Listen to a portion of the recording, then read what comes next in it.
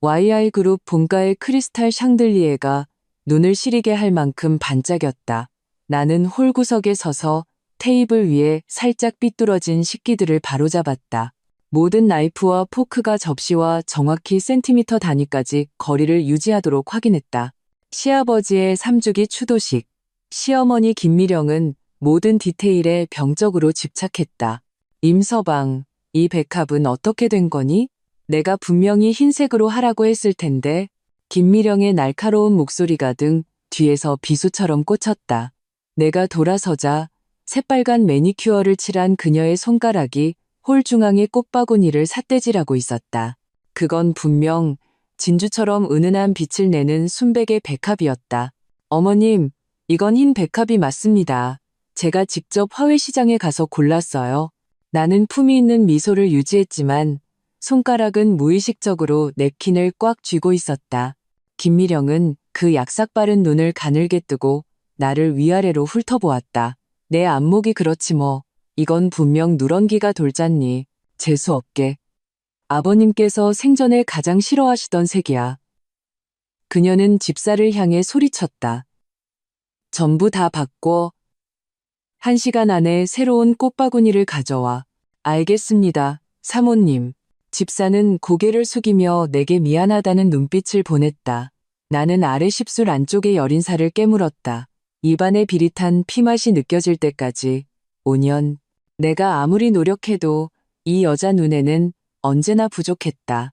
시계를 보니 추도식까지는 40분밖에 남지 않았다. 지금 꽃을 바꾸는 건 절대 불가능했다. 어머님, 시간이. 이런 사소한 일 하나 제대로 처리 못하다니. 김미령이 비웃었다.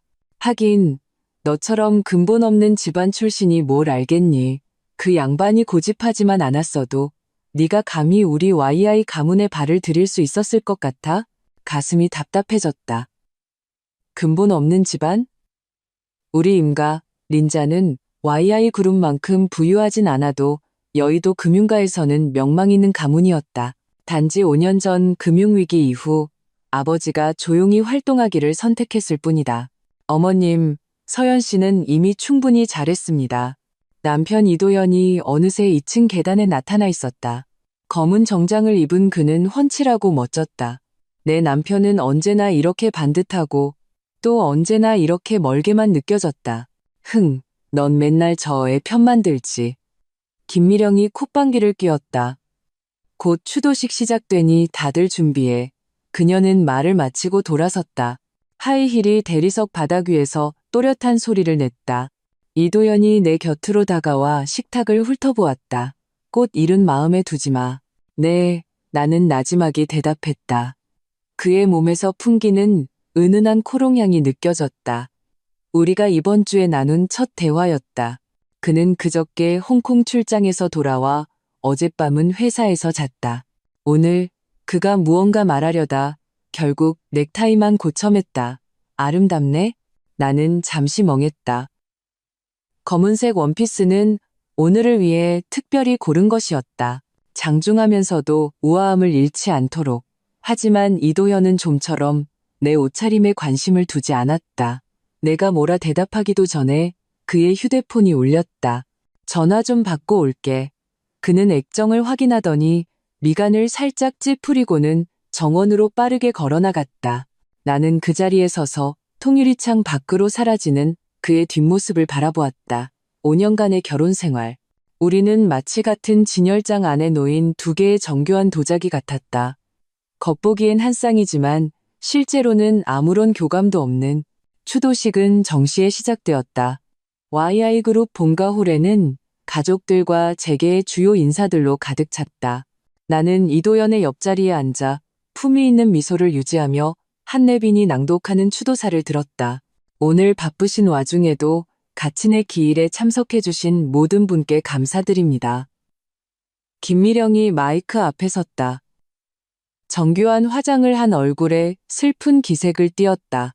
생전의 가친께서는 가족의 화합을 가장 중시하셨습니다. 오늘 저는 그분의 유지를 받들어 한 가지 중요한 결정을 발표하고자 합니다. 이도현의 손가락이 무릎 위에서 가볍게 박자를 맞추고 있었다. 그가 긴장할 때 나오는 버릇이었다. 김미령이 문 쪽을 향해 손짓하자 검은색 미니 정장을 입은 남자아이가 걸어 들어왔다. 대여섯 살쯤 되어 보이는 아이는 이목구비가 이도현과 놀랍도록 닮아 있었다. 숨이 멎었다. 이 아이는 이민준입니다. 우리 Y아이가의 핏줄이죠. 김미령의 목소리에는 자부심이 가득했다. 오늘부터 민준이는 정식으로 Y아이가의 족보에 이름을 올리고 가친께서 남기신 2천억 원의 유산을 상속받게 될 것입니다. 호라는 순식간에 웅성거림으로 가득 찼다. 내 머릿속은 하얗게 비었고 귀에서는 윙윙거리는 소리만 들렸다. 2천억. 그건 시아버지 유산의 3분의 1이었다. 그리고 이 갑자기 나타난 아이는 모두 아시다시피 도현이와 서방은 결혼 5년 동안 아이가 없었습니다. 김미령의 시선이 내게 향했다. 마치 칼날이 피부를 긁는 듯했다. 가문의 대를 잇기 위해 이는 불가피한 결정이었습니다. 나는 이도현에게 고개를 돌렸다. 그의 표정은 무서울 정도로 평온했다. 그는 알고 있었다. 그는 이미 모든 것을 알고 있었다. 그 사실이 마치 얼음물 한 통을 머리 위에 쏟아붓는 것 같았다. 누구 아이예요? 나는 목소리를 낮춰 물었다. 이도현은 내 시선을 피했다. 집에 가서 얘기해. 집에 가서 얘기하자고. 5년의 결혼 생활 동안 나는 이 집에서 묵묵히 일하고 시어머니의 구박과 남편의 냉대를 견뎠다. 그런데 이제 그들은 대놓고 사생아를 데려와 재산을 상속시키고 나는 마지막에야 알게 된 것이다. 김미령은 계속해서 말했다. 민준이의 어머니는 병으로 세상을 떠났습니다. 이제부터 이 아이는 우리 Y아이가의 일원입니다. 그녀는 갑자기 내 이름을 불렀다. 서방, 네가 큰며느리로서 민준이를 잘 보살펴야 한다. 나는 기계적으로 고개를 끄덕였다. 모든 사람의 시선이 내게 쏠리는 것이 느껴졌다. 동정, 그리고 고소하다는 듯한 시선들. 그 아이, 이민주는 김미령 옆에 서서 호기심 어린 눈으로 나를 쳐다보고 있었다. 그 눈은 이도현의 눈과 판박이었다. 추도식 후 연회에서 나는 유령처럼 하객들 사이를 오갔다. 사모님, 정말 대단하시네요. 아이가 이 총장님을 쏙 빼닮았네요. 2천억이라니 역시 Y아이가는 정이 많으시네요. 모든 말이 비수가 되어 심장에 박혔다. 멀리 보니 이도현은 몇몇 이사들과 담소를 나누고 있었다. 아무렇지 않은 표정으로 마치 오늘이 그저 평범한 사업적 결정을 발표한 날인 것처럼 김미령은 이민준의 손을 잡고 자랑스러운 할머니처럼 하객들에게 아이를 뽐내고 있었다. 나는 더 이상 참을 수 없어 조용히 정원으로 빠져나왔다. 6월의 밤바람에 꽃향기가 실려왔지만 숨이 막힐 뿐이었다. 눈물이 마침내 터져나왔다. 나는 소리내어 울지 않으려 손등을 깨물었다. 5년, 시어머니가 구박할 때마다 참으라고 스스로를 다독였다. 남편이 냉담할 때마다 일에 몰두하며 스스로를 마비시켰다. 내가 충분히 잘하면 언젠가는 이 가족에게 인정받을 수 있을 거라고 순진하게 믿었다. 얼마나 우스운가. 나는 눈물을 닦고 핸드백에서 휴대폰을 꺼냈다. 주소록에 있는 아빠의 이름을 한참 동안 바라보다가 다른 번호로 전화를 걸었다. 유진아, 나 사람 좀 알아봐줘. 내 목소리는 나 자신이 놀랄 만큼 차분했다. 이민준. 그리고 이도현의 지난 몇 년간 모든 행적 기록까지. 전화를 끊고 나는 심호흡을 했다. Y아이가는 내가 마음대로 주무를 수 있는 말랑한 홍시인 줄 알았겠지. 그들은 곧 임서연이 그렇게 만만한 상대가 아니라는 것을 알게 될 것이다. 나는 불빛이 환한 홀을 바라보았다. 저 안에는 내 남편과 시어머니, 그리고 갑자기 나타나 2천억을 가져갈 아이가 있었다. 5년의 인내가 공개적인 모욕으로 돌아왔다. 좋아. 나는 나지막이 혼잣말을 했다. 게임은 시작되었다. 친정으로 돌아오는 길, 빗방울이 차창을 때리며 바깥 세상을 흐릿하게 만들었다. 마치 나의 결혼 생활처럼 한때는 선명하게 보일 것 같았던 미래가 이제는 혼돈뿐이었다. 나는 핸들을 꽉 쥐었다. 손마디가 하얗게 질렸다. 어젯밤의 모든 일을 되새기면서 사모님, 다 왔습니다. 운전기사 김 기사님의 목소리가 나를 현실로 돌려놓았다. 고개를 들어 임가의 별장을 보았다. 빗줄기 너머로 새어나오는 따뜻한 노란 불빛은 YI그룹 본가의 차갑고 사치스러운 분위기와는 완전히 달랐다. 아버지가 나를 기다리고 계실 것이다. 문을 열자 익숙한 묵향이 코를 찔렀다. 아버지 임태진 회장님은 거실 소파에 앉아 계셨다. 금태 안경 너머의 눈은 나를 보자마자 안쓰러움으로 흔들렸다. 그는 손에 든 재무보고서를 내려놓고 일어나 나를 맞았다. 서연아, 그가 두 팔을 벌렸다. 목소리는 침착하고 힘이 있었다. 아빠, 허우. 단 한마디 부름에 억지로 버티던 강인함이 순식간에 무너져 내렸다. 5년간 쌓인 서름이 홍수처럼 터져나왔다. 나는 아버지의 품에 안겨 어린아이처럼 울었다. 아버지는 내 등을 가볍게 두드려 주셨다. 내 감정이 조금 진정되자 나를 서재로 데리고 가 자세한 이야기를 들으셨다. 나는 YI가에서 있었던 일을 하나도 빠짐없이 이야기했다. 김미령의 구박, 이도연의 냉담함, 그리고 어젯밤 갑자기 나타난 아이까지. 아버지는 이야기를 다 듣고는 얼굴이 굳어졌다. 그는 책장으로 다가가 두꺼운 앨범을 꺼내 중간 페이지를 펼쳤다. 5년 전 나와 이도연의 결혼식 사진이었다. 서연아, 내가 왜 그 결혼을 허락했는지 아니? 아버지의 손가락이 사진을 부드럽게 쓰다듬었다. 목소리는 낮게 가라앉아 있었다. 나는 고개를 저었다. 당시 금융위기 이후 임가가 강력한 지원군이 필요했던 것은 사실이다. 하지만 나는 아버지가 이도연의 인품을 보고 결정하셨다고 믿었다. 내가 이 회장님께 큰 빚을 졌기 때문이야. 아버지가 안경을 벗고 콧대를 문질렀다. 하지만 지금 보니 우리 모두가 그들에게 이용당한 거였어. 그는 금고를 열어 서류 뭉치를 꺼내 내게 건넸다. 이걸 보렴.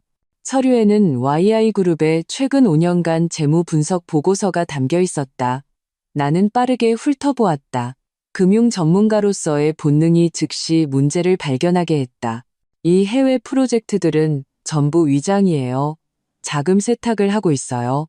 아버지는 고개를 끄덕였다. 그뿐만이 아니야. 김미령은 이 회장님이 남긴 인맥을 이용해 완벽한 밀수 체인을 구축했지. 보석, 예술품, 심지어 약품까지. 나는 숨을 들이켰다. 이는 YI그룹의 부상당 부분이 부정한 돈이라는 것을 의미했다. 그럼 이도연 씨는요? 그 사람도 알고 있었나요? 그게 재미있는 부분이지. 아버지가 냉소했다. 내 남편은 계속해서 막으려고 했던 것 같아. 하지만 김미령이 가문의 이익을 내세워 그를 억눌렀지. 어우. 그는 내게 다른 서류를 건넸다. 이것도 봐. 그것은 의료 기록이었다. 이민준, 6세, 출생증명서에 어머니 이름란은 지워져 있었지만 아버지가 가리킨 핵심은 혈액형 검사였다. AB형? 나는 미간을 찌푸렸다. 이도연은 O형이다. 어머니가 누구든 AB형 아이를 낳는 것은 불가능했다. 아버지가 내 말을 이었다. 그래, 그래서 그 아이는 이도연의 아이가 아닐 가능성이 매우 높아. 이 정보는 마치 번개처럼 혼란스러운 내 머릿속을 갈랐다. 김미령은 거짓말을 하고 있었다. 하지만 왜 아무런 혈연 관계도 없는 아이를 이용해 나를 모욕하려 했을까? 아버지는 내 의문을 꿰뚫어 본 듯 했다. 그 아이를 통제하기 위해서지. 생모가 누구인지는 중요하지 않아.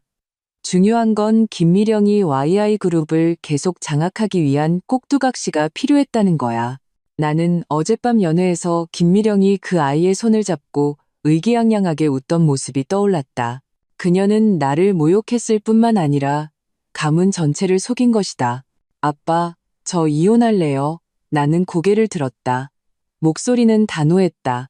하지만 아버지는 고개를 아니, 지금 이혼하면 저들 뜻대로 되는 거야. 그들은 널 빈손으로 내쫓고 계속해서 자기들 입속을 챙기겠지.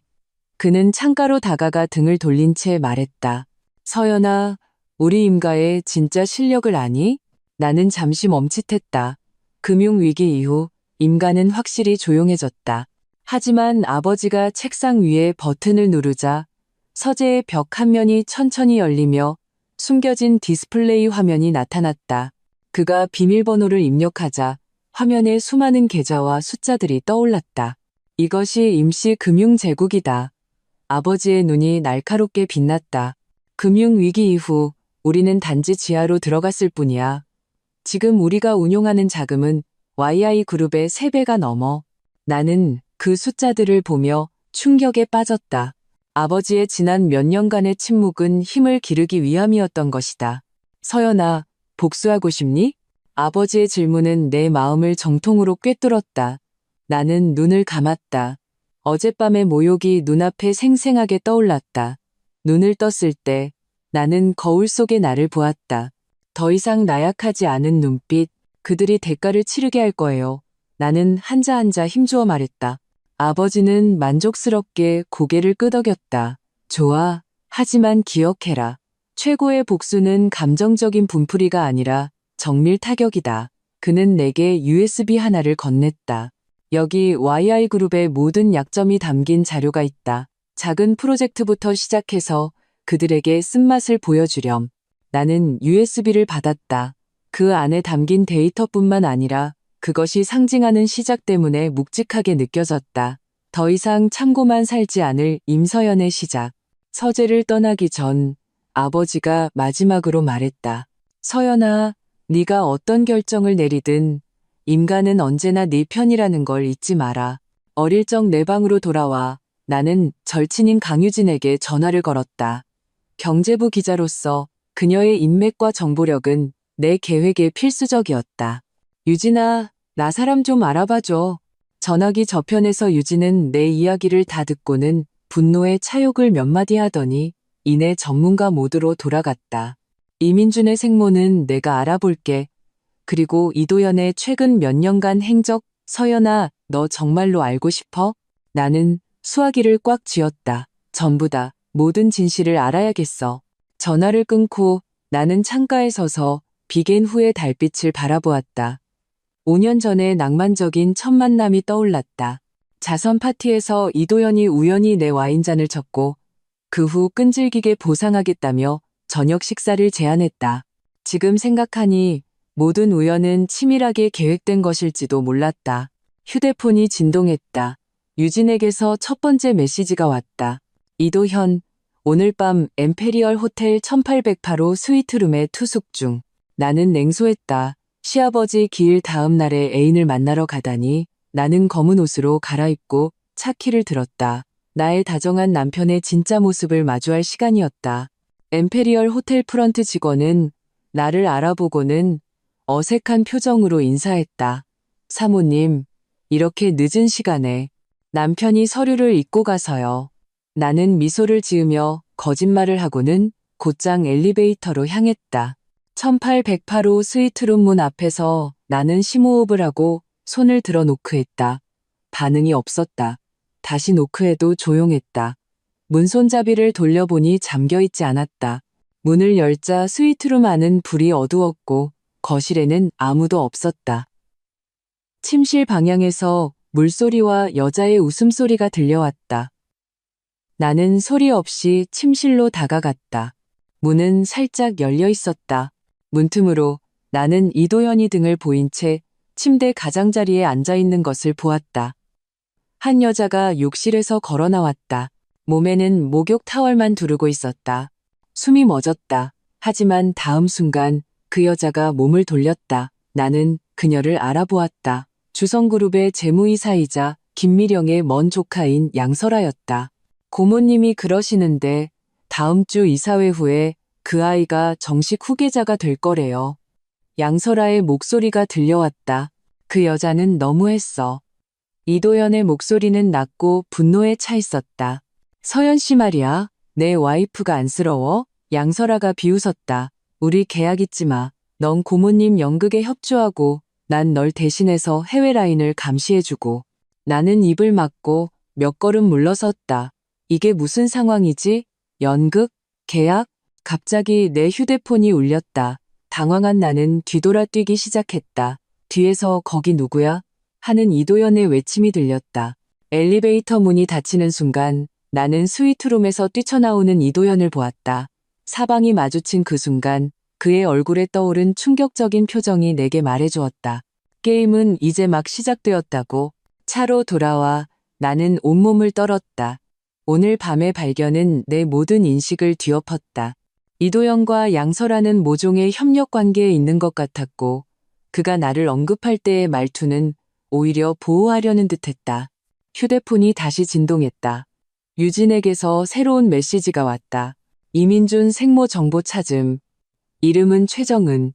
전 YI가 가사 도우미. 현재 성수동 아파트 거주. 충격적인 건 그녀가 죽지 않았다는 것. 그리고 아이가 이도현의 아이가 아닐 가능성도. 나는 핸들을 꽉 쥐었다. 새로운 계획이 머릿속에서 피어올랐다. 김미령이 가짜 후계자로 YI가를 통제하려 한다면 나는 진실을 파헤쳐 그녀의 거짓말을 찢어버릴 것이다. 차를 출발시키기 전 나는 아버지에게 메시지를 보냈다. 내일 아침에 뵙겠습니다. 돌파구를 찾았어요. 백미러 속에서 엠페리얼 호텔의 불빛이 점점 멀어져 갔다. 5년 만에 처음으로 내 운명을 스스로 통제하는 짜릿함을 느꼈다.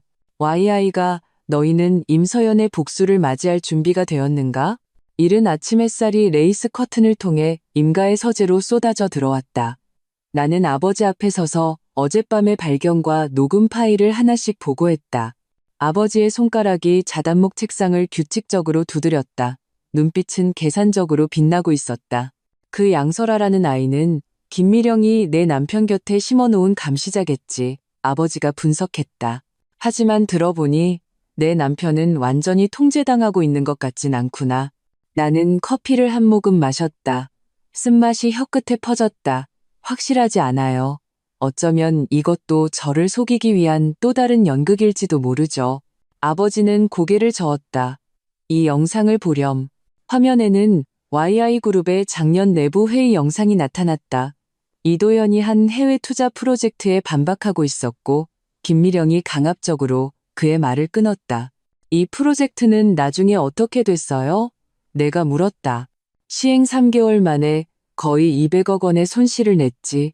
아버지가 냉소했다.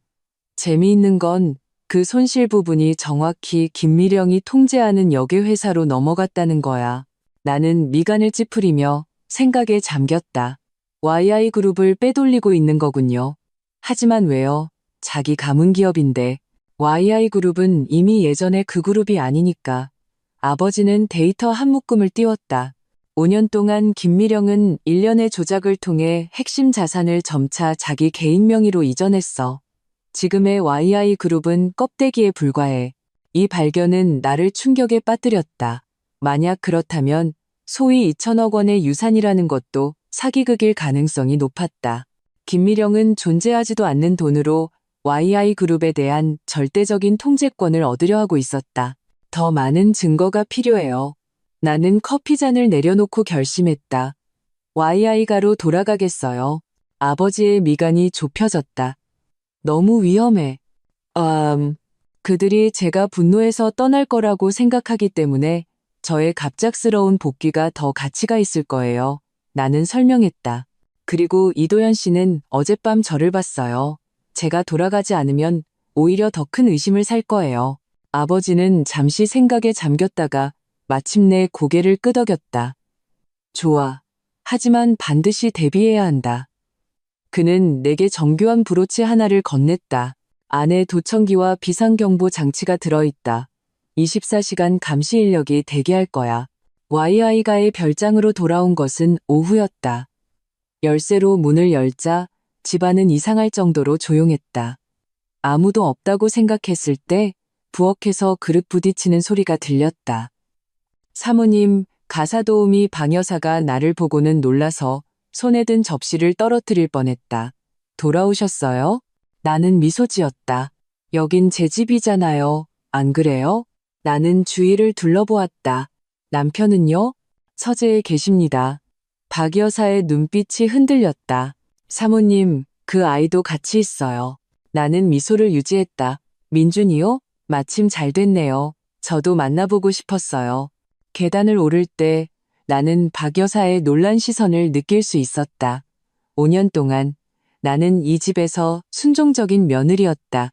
오늘의 이례적인 행동은 분명 김미령의 귀에 빠르게 들어갈 것이다. 그것이 바로 내가 원하는 바였다. 서재 문은 반쯤 열려 있었다. 나는 조용히 문을 열었다. 이도현은 창가에 서 있었고 그 아이 이민주는 구석 카펫에 앉아 블록을 쌓고 있었다. 인기척을 느낀 이도현이 획 돌아섰다. 그의 눈에 복잡한 감정이 스쳐 지나갔다. 서연 씨. 그의 목소리가 메마르게 들렸다. 친정에 간 줄 알았는데. 나는 방으로 들어가 문을 닫았다. 가져올 게 좀 있어서요.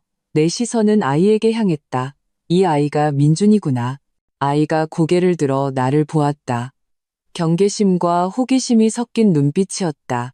가까이서 보니 그의 이목구비는 확실히 YI가의 그림자가 있었지만 그 눈은 나는 문득 유진이가 보내준 사진이 떠올랐다. 최정은이 바로 저런 살구 같은 눈을 가지고 있었다. 이도현은 나의 평온함에 어떻게 대처해야 할지 모르는 듯했다. 그는 망설이며 말했다. 서연 씨, 어제 일은 내가 설명할 수 있어. 됐어요. 나는 그를 가로막고 아이와 눈을 맞추기 위해 몸을 낮췄다. 안녕, 민준아. 나는 임서연 이모야. 아이는 이도현을 쳐다보았고 그가 고개를 끄덕이자 작은 목소리로 안녕하세요 라고 말했다. 뭘 만들고 있니? 나는 블록성을 가리켰다. 그의 목소리가 조금 커졌다. 박 할머니가 할아버지는 예전에 큰 성에 사셨대요. 가슴이 저렸다. 시아버지는 실제로 스코틀랜드의 고성을 가지고 있었고 나를 데려가겠다고 약속했지만 갑작스럽게 돌아가시는 바람에 이루지 못했다. 그런데 이제 이 가짜 손자가 서연 씨, 이도현의 손이 내 어깨에 닿았다. 우리 얘기 좀 할 수 있을까? 나는 일어나 그와 거리를 두었다. 물론이죠. 하지만 지금은 아니에요. 서류 좀 챙겨서 바로 부녀회 모임에 가봐야 해요. 거짓말이었다. 하지만 나는 생각을 정리할 시간이 필요했다. 어젯밤 호텔에서 들은 대화가 여전히 머릿속을 맴돌았다. 이도현과 양설아는 도대체 무슨 관계일까? 그는 정말 김미령에게 저항하고 있는 걸까? 아니면 이 모든 게 연극일까? 이도현은 무언가 더 말하고 싶어 하는 듯 했지만 결국 고개만 끄덕였다. 서재를 떠나기 전 나는 뒤를 돌아보았다. 아이는 다시 고개를 숙이고 블록을 만지고 있었고 이도현은 창가에 서 있었다. 햇빛이 그의 윤곽을 금빛으로 물들였지만 그의 눈 속의 그늘까지는 비추지 못했다. 침실로 돌아와 나는 재빨리 문을 잠그고 단서를 찾기 시작했다. 이도현의 서랍, 옷장, 금고는 모두 흐트러짐 없이 완벽했다. 포기하려던 순간 침대 머리맡의 액자가 살짝 기울어진 것을 발견했다. 액자를 들자 우리의 결혼사진 뒤에 아주 작은 USB가 붙어 있었다. 심장이 빠르게 뛰었다. 나는 그것을 재빨리 노트북에 꽂았다. USB는 비밀번호가 필요했다. 이도현의 생일, 우리의 결혼기념일을 시도했지만 모두 틀렸다. 마지막으로 홀린 듯이 우리가 처음 만난 날짜를 입력했다. 잠금이 해제되었다. 안에는 TS라는 이름의 폴더 하나만 있었다. 클릭하자 나는 숨을 참았다. 이것은 YI그룹의 최근 2년간의 비밀 장부였다. 김미령이 어떻게 허위 거래를 통해 자산을 빼돌렸는지 상세히 기록되어 있었다. 더욱 놀라운 것은 파일 말미에 첨부된 의료 보고서였다. 이민준의 DNA 검사 결과 그가 YI가와 혈연 관계가 없음을 증명하고 있었다. 이도현은 이미 알고 있었다. 그는 계속해서 증거를 모으고 있었던 것이다. 하지만 왜, 만약 그가 김미령과 한패라면 왜 자신의 신용을 무너뜨릴 수 있는 이런 증거들을 보관하고 있었을까? 휴대폰이 진동했다. 유진에게서 메시지가 왔다. 양설아 배경 찾음. 김미령 조카 맞음. 근데 더 흥미로운 건 그녀가 동시에 주성그룹에서도 일한다는 사실. 그리고 주성그룹은 YI그룹과 해외 항만 프로젝트를 두고 경쟁 중. 또 다른 메시지가 이어졌다. 최정은 만나주겠다고 함. 오늘 저녁 7시 성수동 카페. 나는 재빨리 확인 답장을 보내고 기록을 삭제했다. 막 휴대폰을 내려놓았을 때 초인종이 울렸다. 현관 카메라를 통해 보니 김미령이 굳은 얼굴로 문 밖에 서 있었다. 임서방, 문 열어라. 그녀의 목소리가 문틈으로 차갑게 들려왔다. 나는 심호흡을 하고 USB를 속옷 안에 숨겼다. 표정을 가다듬고 문을 열었다. 김미령은 샤넬 정장을 입고 완벽한 화장을 했지만 눈빛은 매처럼 날카로웠다. 그녀는 방 안으로 성큼성큼 들어와 주위를 둘러보았다. 어머, 짐 싸러 돌아온 거니? 이혼 준비하게? 그녀가 냉소했다. 실망시켜드려 죄송하네요. 어머님. 나는 미소 지었다. 그냥 모임에 가려고요. Now. 그녀는 눈을 가늘게 떴다. 가식 떨지 마. 어제 일 무슨 생각하고 있니? 민준이 귀엽던데요. 나는 미소를 유지했다. YI가의 큰며느리로서 잘 보살펴야죠. 김미령은 이 대답을 예상하지 못한 듯 잠시 할 말을 잃었다. 그녀는 한 걸음 다가왔다. 짙은 향수 냄새가 코를 찔렀다. 내가 내 속셈을 모를 줄 알아? 너희 임가 그깟 실력으론 우리 YI 그룹 계열사 하나도 못 당해. 나는 순종적인 청눈을 내리깔았다. 어머님 말씀이 맞습니다. 제가 YI가에 시집온 건 분에 넘치는 일이죠. 알면 됐어. 그녀가 콧방귀를 뀌었다. 도연이 다음 주에 회사를 대표해서 아태금융서밋에 참석할 거야. 아내로서 어떻게 해야 할지 알겠지? 물론이죠. 모든 걸 잘 준비하겠습니다. 나는 고개를 끄덕였지만 마음속으로는 경계심이 일었다. 이 서밋은 여러 국제은행과 YI 그룹이 대출 협상을 하는 중요한 자리였다. 김미령은 몇 마디 더 경고하고는 떠났다. 문이 닫히자 나는 다리에 힘이 풀려 침대 가장자리에 주저앉았다.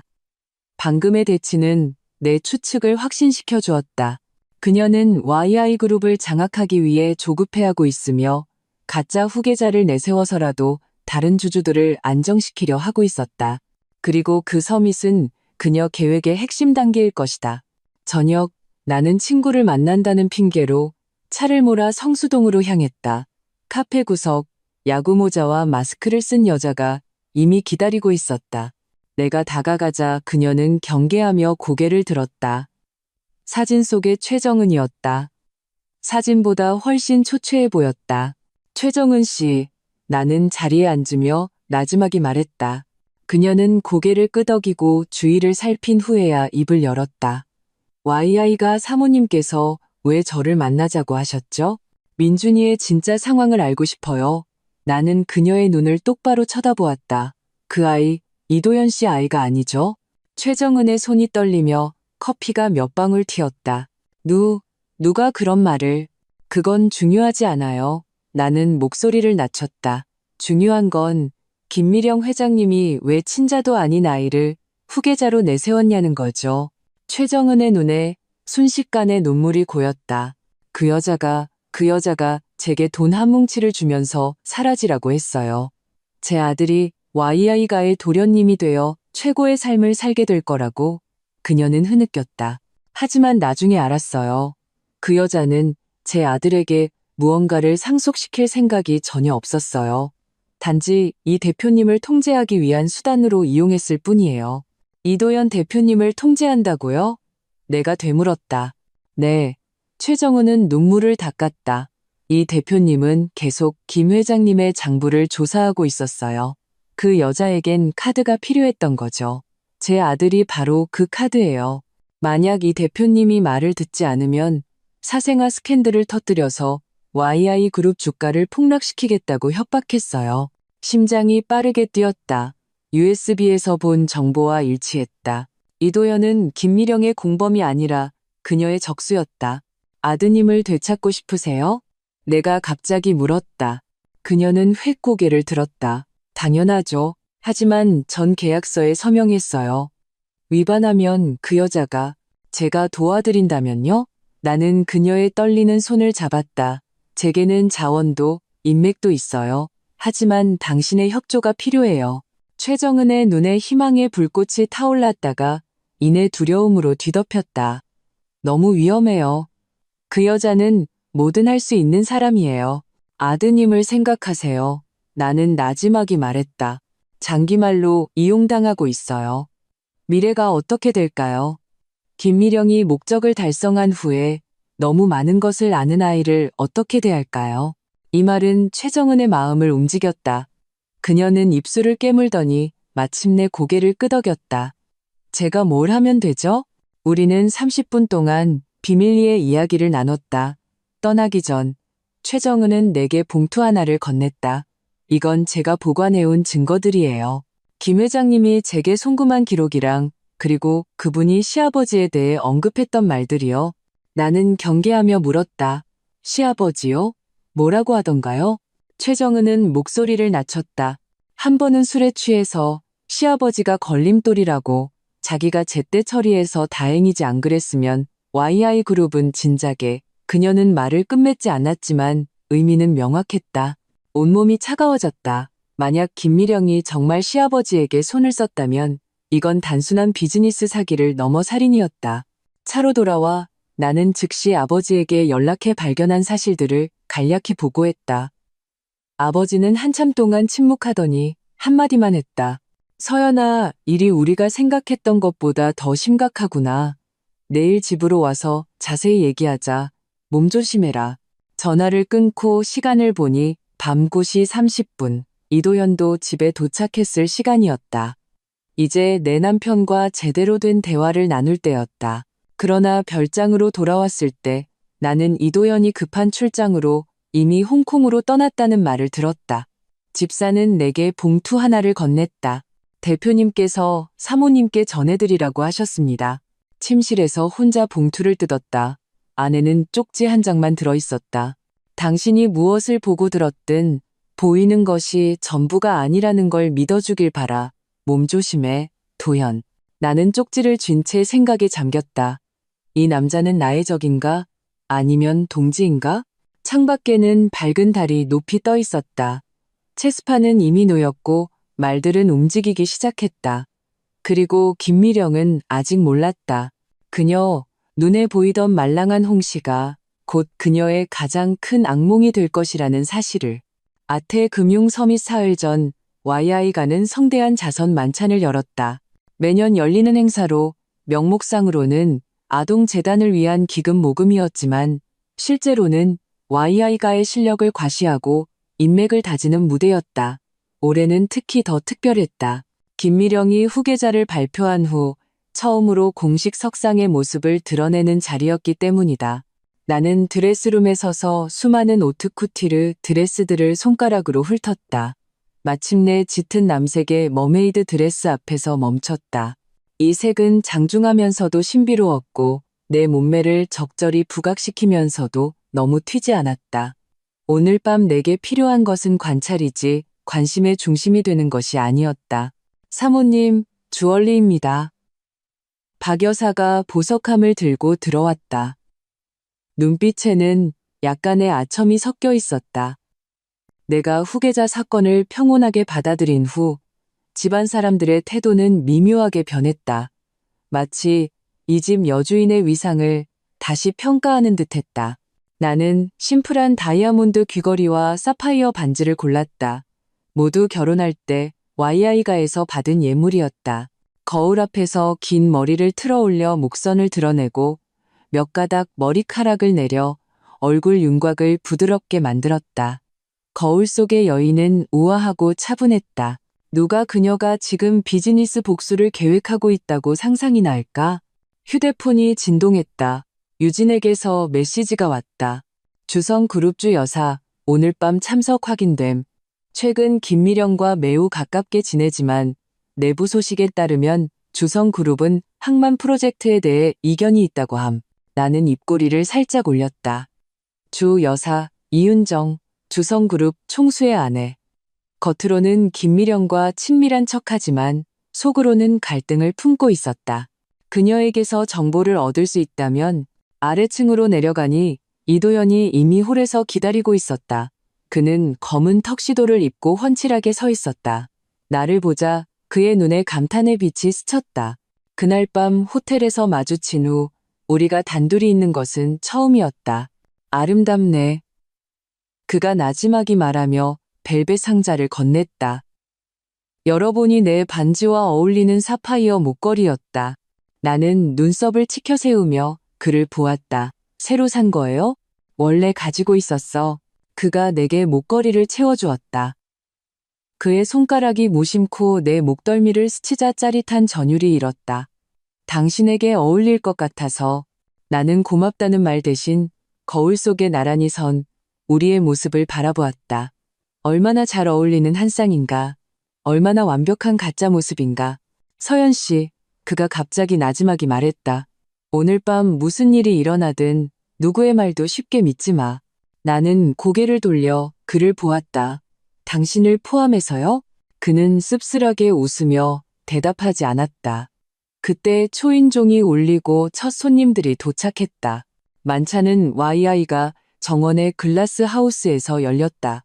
크리스탈 샹들리에 아래 재계 명사들이 샴페인 잔을 부딪히며 담소를 나누었다. 겉으로는 화기애애했지만 속으로는 각자의 셈을 하고 있었다. 나는 이도연의 팔짱을 낀 채 완벽한 안주인 역할을 하면서도 몰래 모든 사람의 표정과 상호작용을 관찰했다. 김미령은 의심할 여지 없이 오늘 밤의 중심이었다.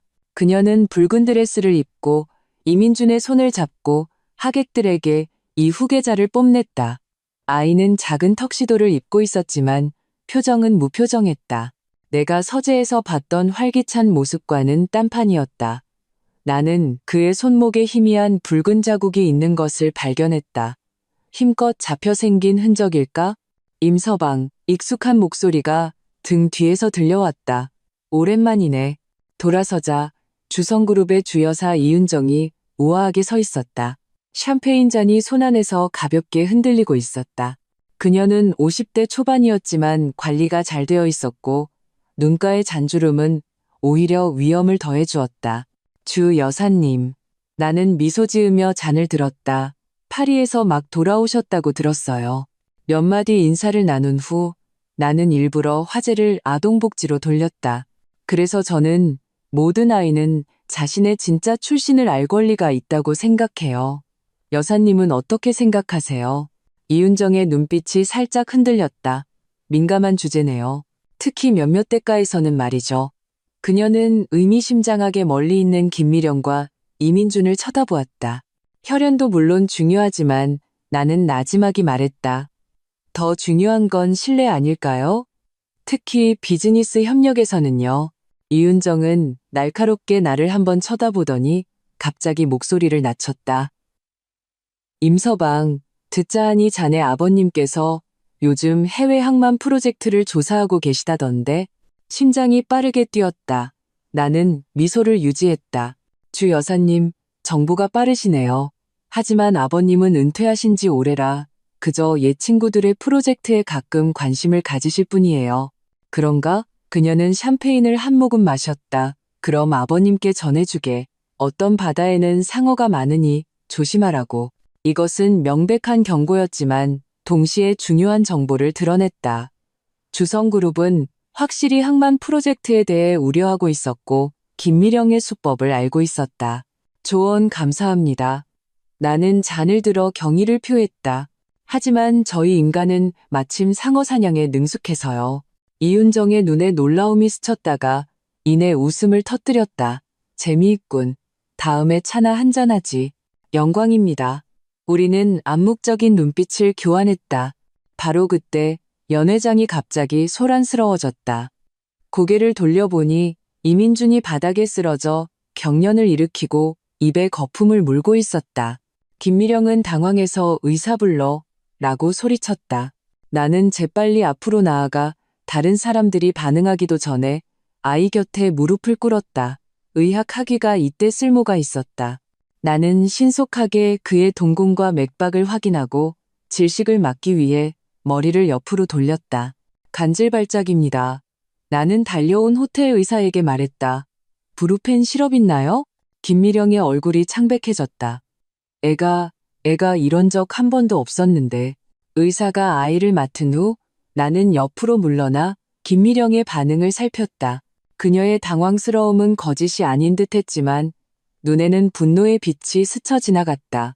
왜 분노하는 거지? 구급차가 아이를 병원으로 이송하고 연회는 황급히 끝났다. 하객들이 흩어진 후 김미령은 즉시 다른 얼굴로 돌변했다. 다 너 때문이야. 그녀는 나를 가리키며 소리쳤다. 네가 분명히 그 아이한테 무슨 짓을 한 거야. 이도연이 내 앞을 가로막았다. 어머니, 서연 씨가 민준이를 구했어요. 만약 서연 씨가 아니었다면 닥쳐. 김미령은 히스테릭하게 소리쳤다. 너희 둘이 무슨 꿍꿍이를 꾸미는지 내가 모를 줄 알아? 내가 없으면 YI그룹은 아무것도 아니라는 걸 잊지 마. 이 폭발은 그녀의 취약함을 드러냈다. 나는 침착하게 말했다. 어머님, 지금은 병원에 가서 민준이 곁을 지키셔야 할 때예요. 여기서 화를 내실 때가 아니고요. 그녀는 나를 흉흉하게 노려보더니 핸드백을 움켜쥐고 문 밖으로 뛰쳐나갔다. 집안은 순식간에 조용해졌고 나와 이도연만 남았다. 어머니를 자극하지 말았어야 했어. 이도연의 목소리가 낮게 깔렸다. 자극한 게 아니에요. 나는 계단으로 향했다. 단지 예전처럼 참고만 있지 않았을 뿐이죠. 계단을 오를 때 나는 그의 시선이 계속 나를 따라오는 것을 느낄 수 있었다. 침실로 돌아와 문을 잠그고 즉시 유진에게 연락했다. 이민준의 의료 기록, 특히 신경과 쪽으로 전부 알아봐줘. 그리고 최정은에게 전화를 걸었다. 아드님, 간질 병력이 있었나요? 전혀요. 최정은의 목소리는 당황스러웠다. 왜요? 민준이 아픈가요? 나는 간략하게 상황을 설명했다. 그녀는 즉시 울기 시작했다. 틀림없어. 그 여자가 민준이에게 뭘 먹인 거야. 지난번에 아이가 집에 왔을 때 자꾸 어지럽다고 했었어요. 그녀를 진정시킨 후 나는 전화를 끊었다. 생각에 잠겼다. 만약 김미령이 정말 아이에게 약을 먹인 것이라면 이것은 단순한 비즈니스 사기를 넘어 범죄였다. 깊은 밤, 이도현이 문을 두드렸. 아이는 괜찮고 의사는 원인 불명의 돌발성 간질로 진단했다고 했다. 나는 걱정하는 척 몇 마디 묻고는 쉬고 싶다고 말했다. 그는 문가에 서서 떠나지 않았다. 서연 씨, 우리 얘기 좀 해야 해. 무슨 얘기를요? 나는 차갑게 물었다. 당신과 당신 사촌의 협력에 대해서요? 아니면 그 아이가 당신 아이가 아니란 걸 알면서도 어머니 연극에 동참한 것에 대해서요? 그의 얼굴이 급변했다. 어떻게, 아니, 그건 당신이 생각하는 그런 게 아니야. 그럼 진실을 말해줘요.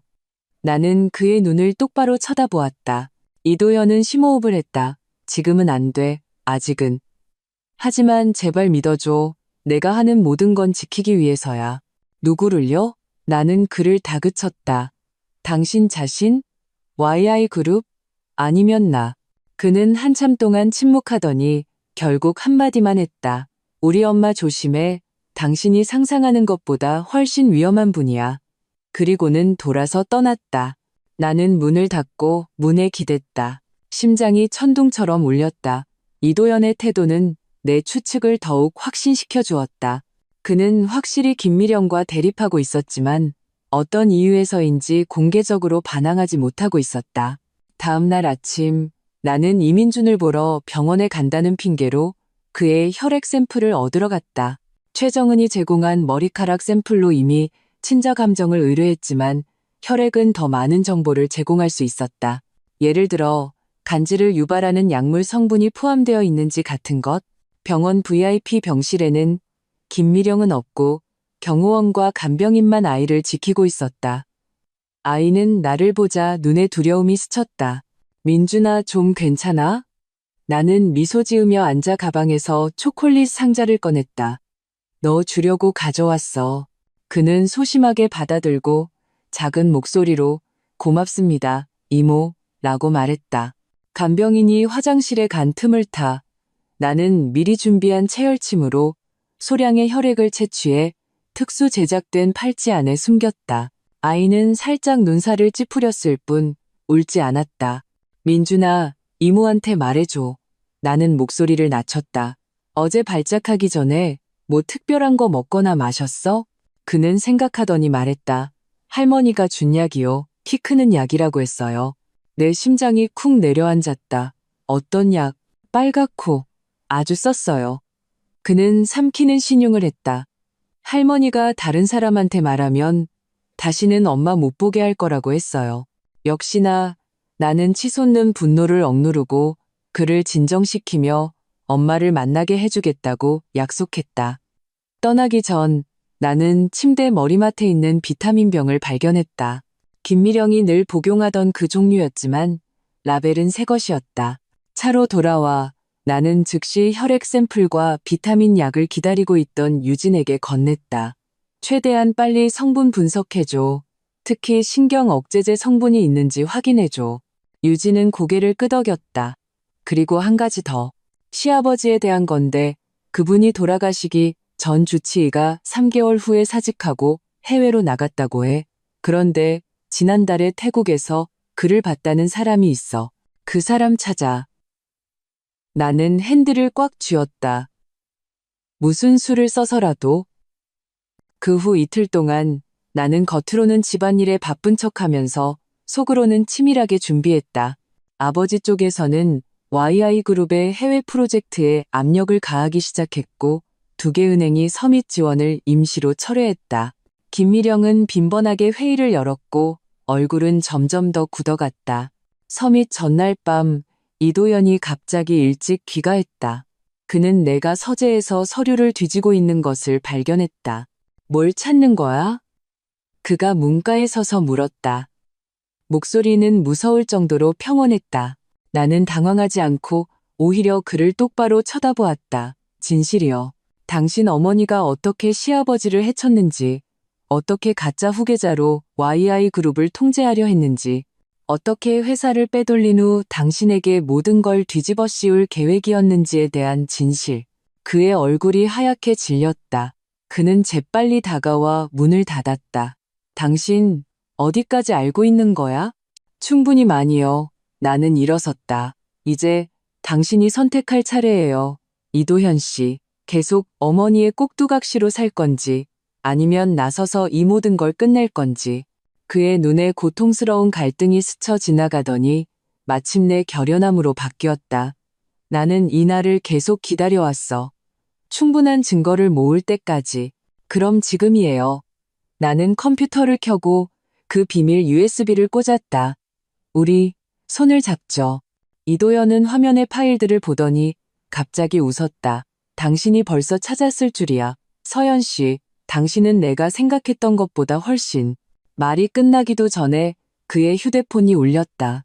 액정을 보더니 그의 표정이 급변했다. 안 돼.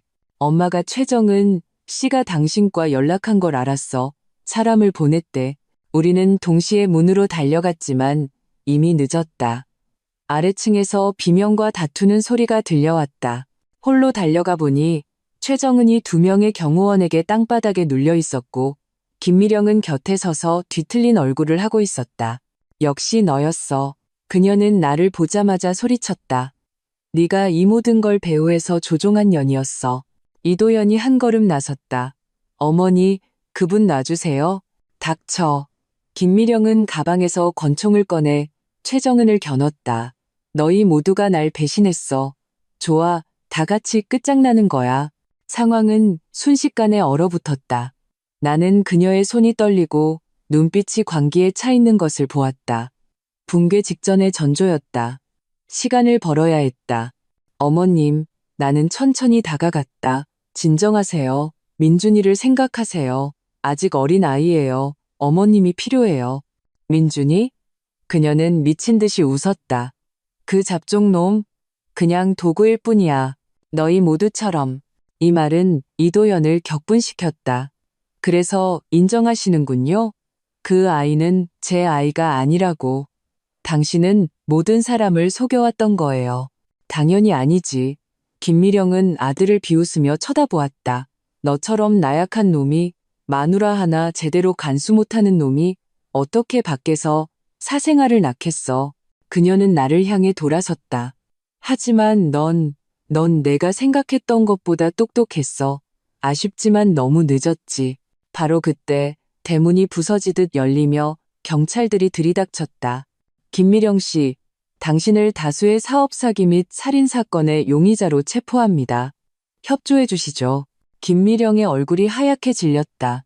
그녀는 총구를 경찰에게 돌렸다. 일촉즉발의 순간 이도연이 그녀에게 몸을 날려 권총을 빼앗았다. 혼란 속에서 최정은은 구출되었고 김미령은 제압당했다. 경찰차가 김미령을 태우고 떠난 후 별장은 기이한 정적에 휩싸였다. 이도연은 계단에 주저앉아 두 손으로 머리를 감쌌다. 최정은은 소식을 듣고 달려온 민준이를 끌어안고 통곡했다. 그리고 나는 홀 중앙에 서서 이 모든 것을 바라보았다. 예상했던 쾌감 대신 이상한 공허함만이 느껴졌다. 휴대폰이 진동했다. 아버지에게서 온 메시지였다. 1단계 완료. 다음 단계 준비하라. 나는 이도연을 바라보았다. 그가 고개를 들어 나와 눈을 마주쳤다. 그 순간 나는 그의 눈에서 고통과 해방감, 그리고 감사를 읽었다. 그래, 이건 시작에 불과했다.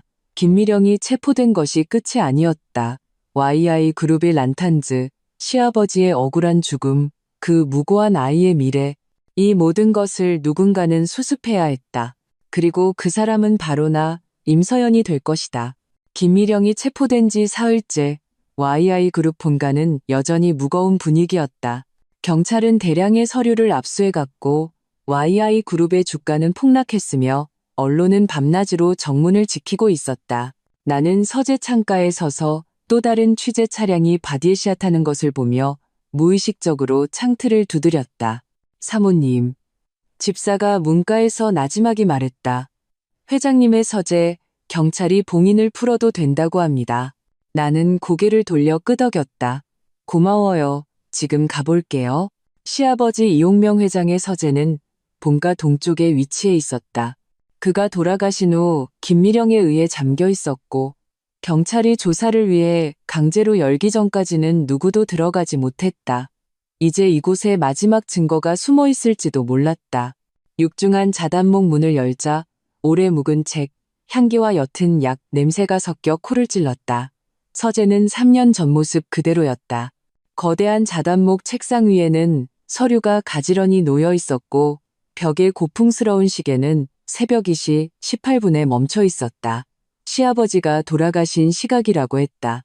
나는 장갑을 끼고 조심스럽게 모든 서랍을 확인하기 시작했다. 위칸은 일반적인 사업 서류, 중간 칸은 잠겨 있었다. 열쇠가 필요했다. 생각에 잠겨 있는데 등 뒤에서 발소리가 들렸다. 이거 찾아?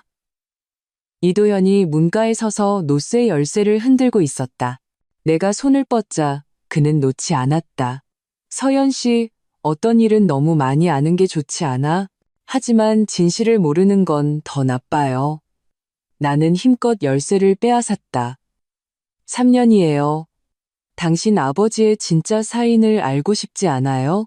그의 눈빛이 어두워졌다. 그는 나를 따라 책상 앞으로 왔다. 열쇠는 완벽하게 맞았다.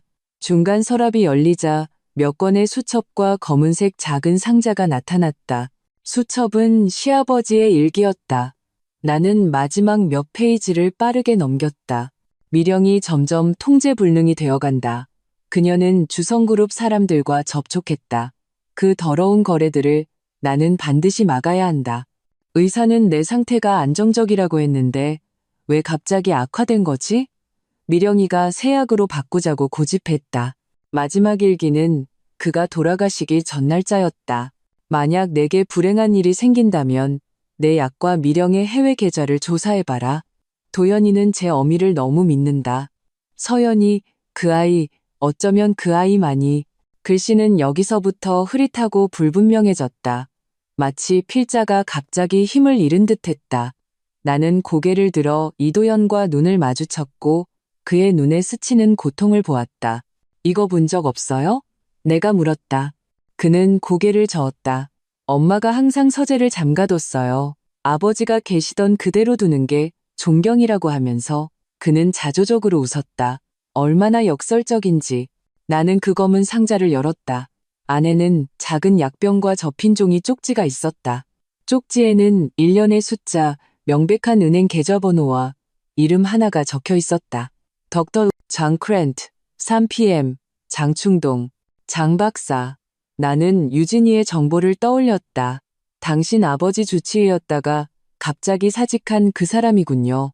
이도연은 고개를 끄덕이고 약병을 들어 자세히 살폈다. 아버지가 평소에 드시던 약이 아니야. 라벨은 맞지만 약 모양이 달라. 바꿔치기 당한 거예요. 나는 단언했다. 당신 어머니가 그의 약을 바꿔서 죽음을 앞당긴 거죠. 오싹한 한기가 등골을 타고 흘렀다. 이미 추측은 했지만 증거가 눈앞에 놓이니 역겨움을 금할 수 없었다. 돈과 권력을 위해 한 여자가 30년을 함께한 남편을 살해할 수 있다니. 더 있어. 이도연이 갑자기 책장으로 다가가 국부론 뒤편을 더듬었다. 책 뒤에는 초소형 녹음기가 숨겨져 있었다. 아버지가 돌아가시기 일주일 전에 내게 주셨어. 만약 당신께 무슨 일이 생기면 경찰에 넘기라고. 하지만 당신은 안 냈군요. 내가 그의 말을 대신했다. 그때는 아직 어머니가 살인을 저질렀다고 믿고 싶지 않았으니까. 그는 고통스럽게 눈을 감았다. 녹음을 들었어. 아버지와 어머니가 다투는 소리였지. 어머니는 약을 바꿨다고 인정했고 만약 내가 폭로하면 나까지 파멸시키겠다고 했어. 그의 목소리가 떨렸다. 나는 비겁했어, 서연 씨. 나는 마주할 용기가 없었어. 그의 떨리는 어깨를 보며 나는 연민을 느꼈다. 비즈니스 세계에서 호령하던 이 남자가 실은 계속 어머니의 그늘 아래 살고 있었던 것이다. 나는 녹음기의 재생 버튼을 눌렀다. 당신 미쳤어. 그 밀수품들이 YI 그룹을 망칠 거야. 100년 가업을. 시아버지의 쇠약하지만 분노에 찬 목소리. 늙으니 시대가 변했어. 주성그룹이 항만 통제권을 2천억에 사겠대. 당신이 10년은 더 살 돈이야.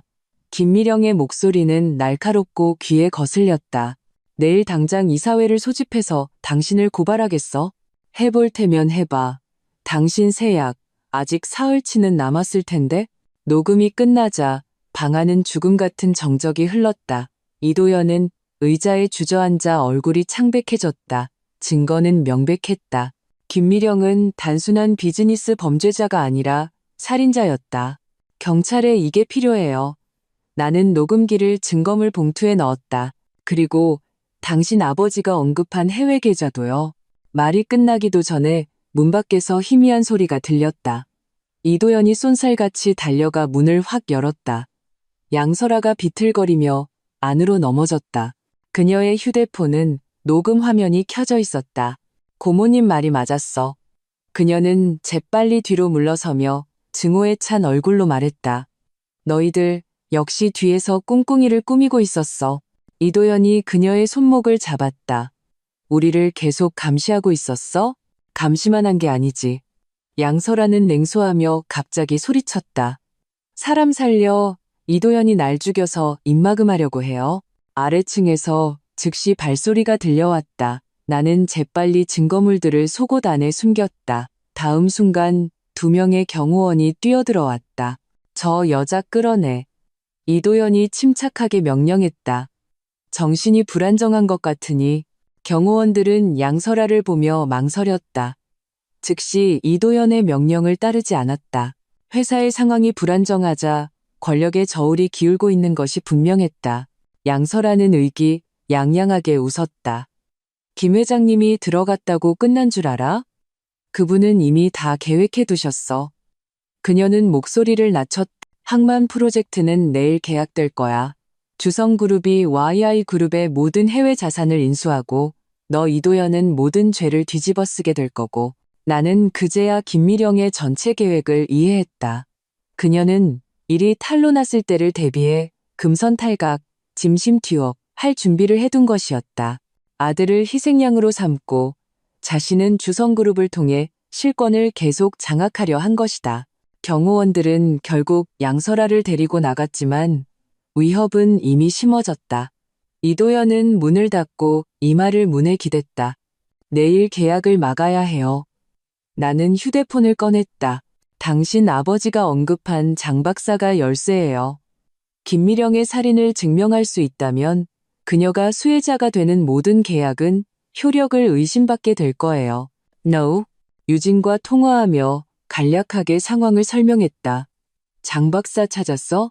방금 방콕의 한 개인 병원에서 위치 확인했어. 유진의 목소리는 빨랐다. 하지만 대화를 거부하고 있어. 몹시 두려워하는 것 같아. 주소 보내줘. 내가 직접 가겠어. 나는 결심했다. 전화를 끊자 이도연이 미간을 찌푸렸다. 너무 위험해. 김미령의 사람들이 분명 그를 감시하고 있을 거야. 그러니 성동격서, 성동깃세가 필요하죠. 나는 생각에 잠겼다. 당신은 내일 그 계약식에 반드시 참석해서 최대한 시간을 끌어요. 나는 방콕으로 날아가서 장 박사를 찾을게요. 가장 빠르면 내일 저녁에 돌아올 수 있어요. 그가 내 손을 잡았다. 서연 씨, 왜 나를 돕는 거야? 나는 당신에게 잘해주지 않았는데. 나는 부드럽게 손을 빼냈다. 당신을 돕는 게 아니에요. 나 자신을 돕는 거죠. 김미령은 내 결혼 생활을 망쳤고 5년 동안 나를 모욕했어요. 이 빚은 내가 직접 받아낼 거예요. Now. 그날 밤 우리는 각자 행동했다. 이도연은 굴복하는 척하며 주성그룹에 연락해 협력 의사를 밝혔다. 나는 비밀리에 공항으로 가 야간 비행기로 방콕으로 향했다. 비행기 안에서 나는 시아버지의 일기를 다시 읽었다. 그의 우려를 더욱 깊이 이해하게 되었다. 김미령은 사치품뿐만 아니라 약품도 밀수했다. 아마도 금지 약물이나 가짜 약일 가능성이 높았다. 그리고 항만 프로젝트는 그녀가 밀수 규모를 확장하는 핵심이었다. 새벽에 방콕에 도착하자 유진이 준비해둔 사람이 나를 바로 병원으로 데려갔다. 가는 길에 기사가 갑자기 경고했다. 누군가 미행하고 있습니다. 백미러를 보니 검은색 오토바이 한 대가 멀어졌다 가까워졌다 하며 우리를 따르고 있었다. 역시 김미령의 사람들이 장 박사를 감시하고 있었다. 따돌려요. 내가 명령했다. 몇 차례의 급회전과 좁은 골목길을 통과한 끝에 우리는 마침내 미행을 따돌리고 교회의 한적한 사립병원에 도착했다. 장 박사는 50대 중반의 초췌한 남자였다. VIP 병실에서 나를 보자 그는 몹시 공포에 질린 표정이었다. 저는 아무것도 모릅니다. 제발 저를 찾지 마세요. 그는 계속 뒷걸음질 쳤다. 나는 시아버지의 사진을 내밀었다. 이홍명 회장님, 3년 전에 돌아가신 당신의 환자죠. 그분 살해당한 거 맞죠? 장 박사는 온몸을 떨었다. 그 여자가 만약 제가 한마디라도 하면 제 가족을 전부 죽이겠다고 했어요. 김미령은 지금 감옥에 있어요. 나는 침착하게 말했다. 이제 살인 혐의를 받고 있어요. 당신이 증언하면 그 여자를 영원히 나오지 못하게 할 수 있어요. 오랜 설득 끝에 장 박사는 마침내 무너졌다. 그는 오랫동안 숨겨온 의료 기록과 녹음 파일을 내놓았다. 기록에는 시아버지의 병세가 원래 안정적이었으나 김미령이 약 교체를 고집한 후 급격히 악화되었다고 적혀 있었다. 녹음 파일은 김미령이 그에게 사망 진단서를 조작하라고 협박하는 대화였다.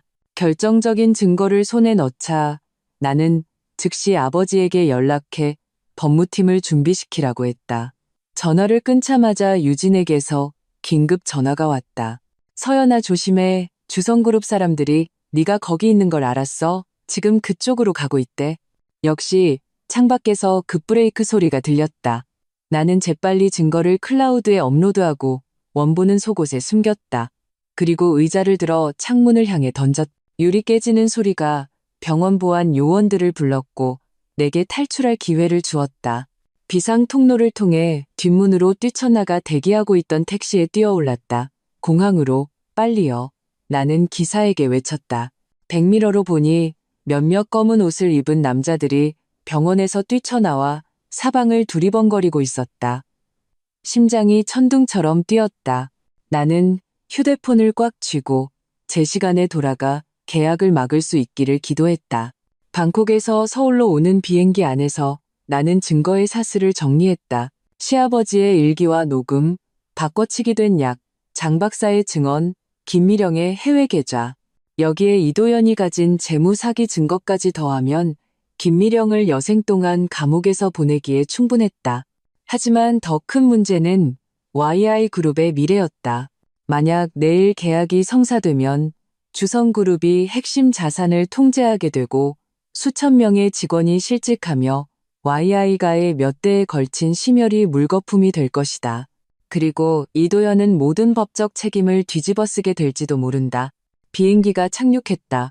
휴대폰을 켜자마자 이도현의 문자가 도착했다. 계약이 오늘 오후 3시로 앞당겨졌어. 주성그룹 본사에서 최대한 시간을 끌었지만 나는 시간을 확인했다. 오후 1시 20분. 공항에서 주성그룹 본사까지는 최소 1시간 반이 걸렸다. 입국 심사도 해야 했다. 기사님, 주성타워로 가장 빠른 속도로요. 나는 택시기사에게 외치며 동시에 아버지에게 전화를 걸었다. 아빠, 플랜 B를 준비해 주세요. 제가 늦을지도 몰라요. 아버지의 침착한 목소리가 들려왔다. 이미 준비해뒀다. 만약 계약이 성사되면 우리는 즉시 적대적 인수를 개시한다. 임가의 이름으로 YI그룹의 채권을 매입할 거야. 이것은 공개적인 선전포고를 의미했다. 임가는 주성그룹과 정면으로 맞서게 될 것이다. 하지만 지금은 다른 선택지가 없었다. 차는 느리게 움직였다. 매 순간이 고문 같았다. 2시 50분. 우리는 마침내 주성타워의 로고를 보았지만 앞에는 신호등이 3개나 남아 있었다. 늦겠어. 나는 이를 악물고 돈을 내고 문을 열고 뛰기 시작했다. 하이힐은 달리기에 적합하지 않았다. 나는 아예 신발을 벗어 던지고 맨발로 인도위를 질주했다. 3시 3분. 나는 숨을 헐떡이며 빌딩 로비로 뛰어들어갔지만 보안 요원에게 제지당했다. 계약식. 나는 숨을 몰아쉬었다. 저는 이도현 대표의 아내입니다. 반드시 들어가야 해요. 보안 요원은 명단을 확인하고는 고개를 저었다. 명단에 임서연 씨는 없습니다. No. 내가 거의 절망했을 때 엘리베이터 문이 열리고 주 여사 이윤정이 걸어 나왔다. 나의 낭패한 모습을 보고 그녀는 눈썹을 치켜세웠다. 임서방, 주 여사님, 나는 마지막 기회를 잡았다. 저를 계약 현장으로 데려가 주세요. 제가 시아버지 살해 사건의 진실에 대한 중요한 증거를 가지고 있어요. 그녀의 눈에 놀라움이 스쳤다가 이내 보안 요원에게 고개를 끄덕였다. 올려보내요. 엘리베이터가 올라가는 30초 동안 이윤정은 의미심장하게 말했다. 내가 경고했지. 물속에 상어가 있다고. 그리고 저는 말했죠. 임가는 상어 사냥에 능숙하다고. 나는 호흡을 가다듬었다. 주 여사님, 정말로 살인자와 협력하실 건가요? 그녀는 대답하지 않았지만 입꼬리가 미세하게 떨렸다. 엘리베이터 문이 열리고 나는 회의실로 뛰어들어갔다. 계약이 진행 중이었다. 이도현은 펜을 쥔 채 굳은 얼굴이었고 주성그룹 회장이자 이윤정의 남편은 의기양양하게 웃고 있었다. 수십 명의 임원과 변호사들이 긴 테이블에 둘러앉아 있었다. 내가 갑자기 뛰어들자 모두가 경악했다. 서연 씨. 이도현이 놀라 일어섰다. 서명하지 마요. 나는 성큼성큼 다가가 속옷에서 USB를 꺼내 보였다. 여기 김미령이 이홍명 회장을 살해한 증거와 그녀가 주성그룹과 밀수를 공모한 모든 기록이 담겨 있습니다. 회의실은 순식간에 아수라장이 되었다. 주성그룹 회장이 책상을 치며 노발대발했다. 헛소리. 보안, 저 여자 끌어내. 잠깐만요. 이윤정이 갑자기 입을 열었다. 증거가 있다니 한번 보죠. 이도현은 USB를 받아 컴퓨터에 꽂았다. 프로젝터에 즉시 시아버지의 일기, 사진, 약물 비교 도표, 그리고 장 박사의 증언이 나타났다. 마지막은 김미령과 주성그룹의 한고위 임원의 대화 녹음이었다. 항만을 통해 약품을 밀수할 계획이 명확하게 언급되어 있었다. 주성그룹 회장의 얼굴이 흑빛이 되었다. 이건 조작이야. 그런가요? 나는 냉소했다. 그럼 왜 귀사께서는 오늘 계약을 고집하셨죠? 심지어 앞당기면서까지 김미령의 살인 사건이 곧 드러날 것을 알고 계셨던 건 아닌가요? 회의실은 쥐 죽은 듯 조용해졌다. 이윤정이 갑자기 일어섰다. 여보, 그만해요. 우리가 살인을 모의했다는 거야? 주성그룹 회장이 아내에게 화를 냈다. 그만하라고 했어요. 이윤정의 목소리는 얼음장처럼 차가웠다. 주성그룹은 살인자의 사업에 손대지 않아요.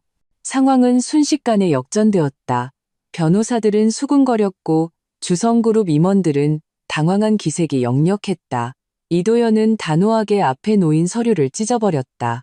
새로운 증거에 따라 이 프로젝트가 불법 범죄와 연루된 것으로 밝혀졌으므로 YI그룹은 모든 협상을 중단합니다. 주성타워를 떠날 때 이윤정은 내게 조용히 명함을 건넸다. 협력에 대해 얘기해 볼 생각 있나? 나는 명함을 받으며 그녀의 뜻을 이해했다. 비즈니스 세계에는 영원한 적도 영원한 친구도 없다. 오직 영원한 이익만이 있을 뿐. 주성그룹은 명백히 김미령을 버리고 새로운 동맹을 찾을 준비가 되어 있었다. 돌아오는 차 안에서 이도현은 오랫동안 침묵했다. YI가 차고에 들어서서야 그가 입을 열었다. 고마워, 서연 씨. 당신이 아니었다면 고마워할 필요 없어요. 나는 그의 말을 끊었다.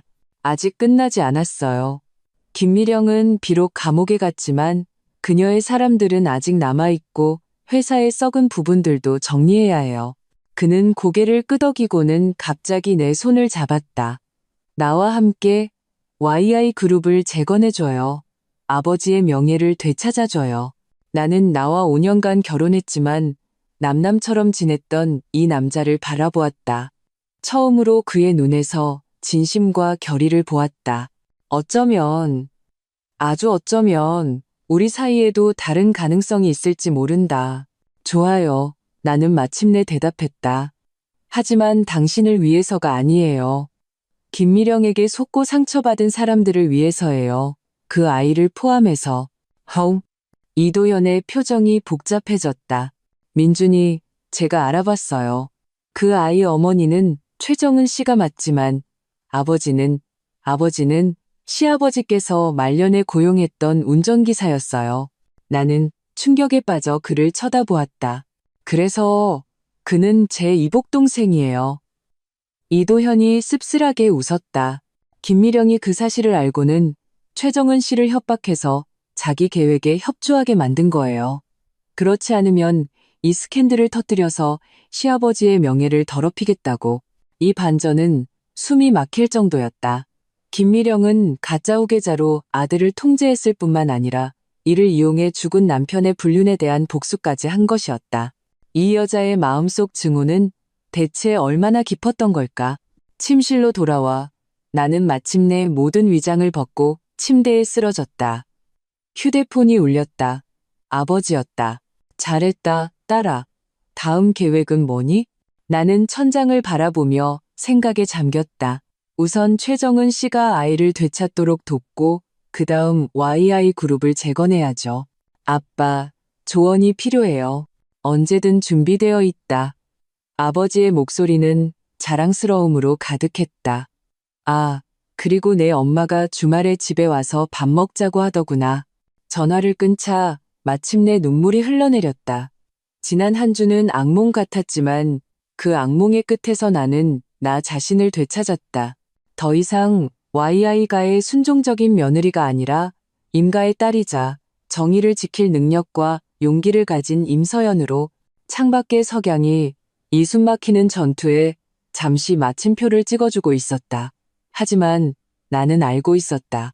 진정한 재건은 이제 막 시작되었다는 것을. 김미령이 정식으로 기소된 지 7일째 YI그룹 본사 25층 회의실에서는 총성 없는 전쟁이 벌어지고 있었다. 나는 이도현 옆에 앉아 수십 명의 이사들의 의심스러운 눈초리를 마주하며 태블릿 PC를 가볍게 스크롤했다. 최신 데이터가 화면에 나타났다. 지난 한 주간 YI그룹의 주가는 37% 하락했고 세 곳의 은행이 대출 조기 상환을 요구했으며 5개의 핵심 프로젝트가 중단되었습니다. 나는 침착하게 설명하며 회의실에 앉은 모든 얼굴을 훑어보았다. 하지만 가장 심각한 문제는 나는 다음 차트를 띄웠다. 김미령 전 회장이 역외회사를 통해 그룹 유동 자금의 약 40%를 빼돌렸다는 점입니다. 회의실은 술렁거렸다. 재무이사 조지만 김미령의 핵심 측근 중 한 명이 즉시 반박했다. 그럴 리 없습니다. 모든 자금 이동은 합법적인 절차를 거쳤습니다. 그런가요? 이도현이 차갑게 입을 열며 서류 한 부를 밀었다. 그럼 왜 스텔라 투자라는 유령 회사의 수취 계좌가 이사님 사위의 케이맨 제도 개인 계좌와 빈번한 자금 거래를 했는지 설명해 주시죠. 조지만의 얼굴이 하얗게 질리고 이마에서 땀방울이 굴러떨어졌다. 나는 다른 몇몇 이사들이 눈빛을 교환하는 것을 보았다.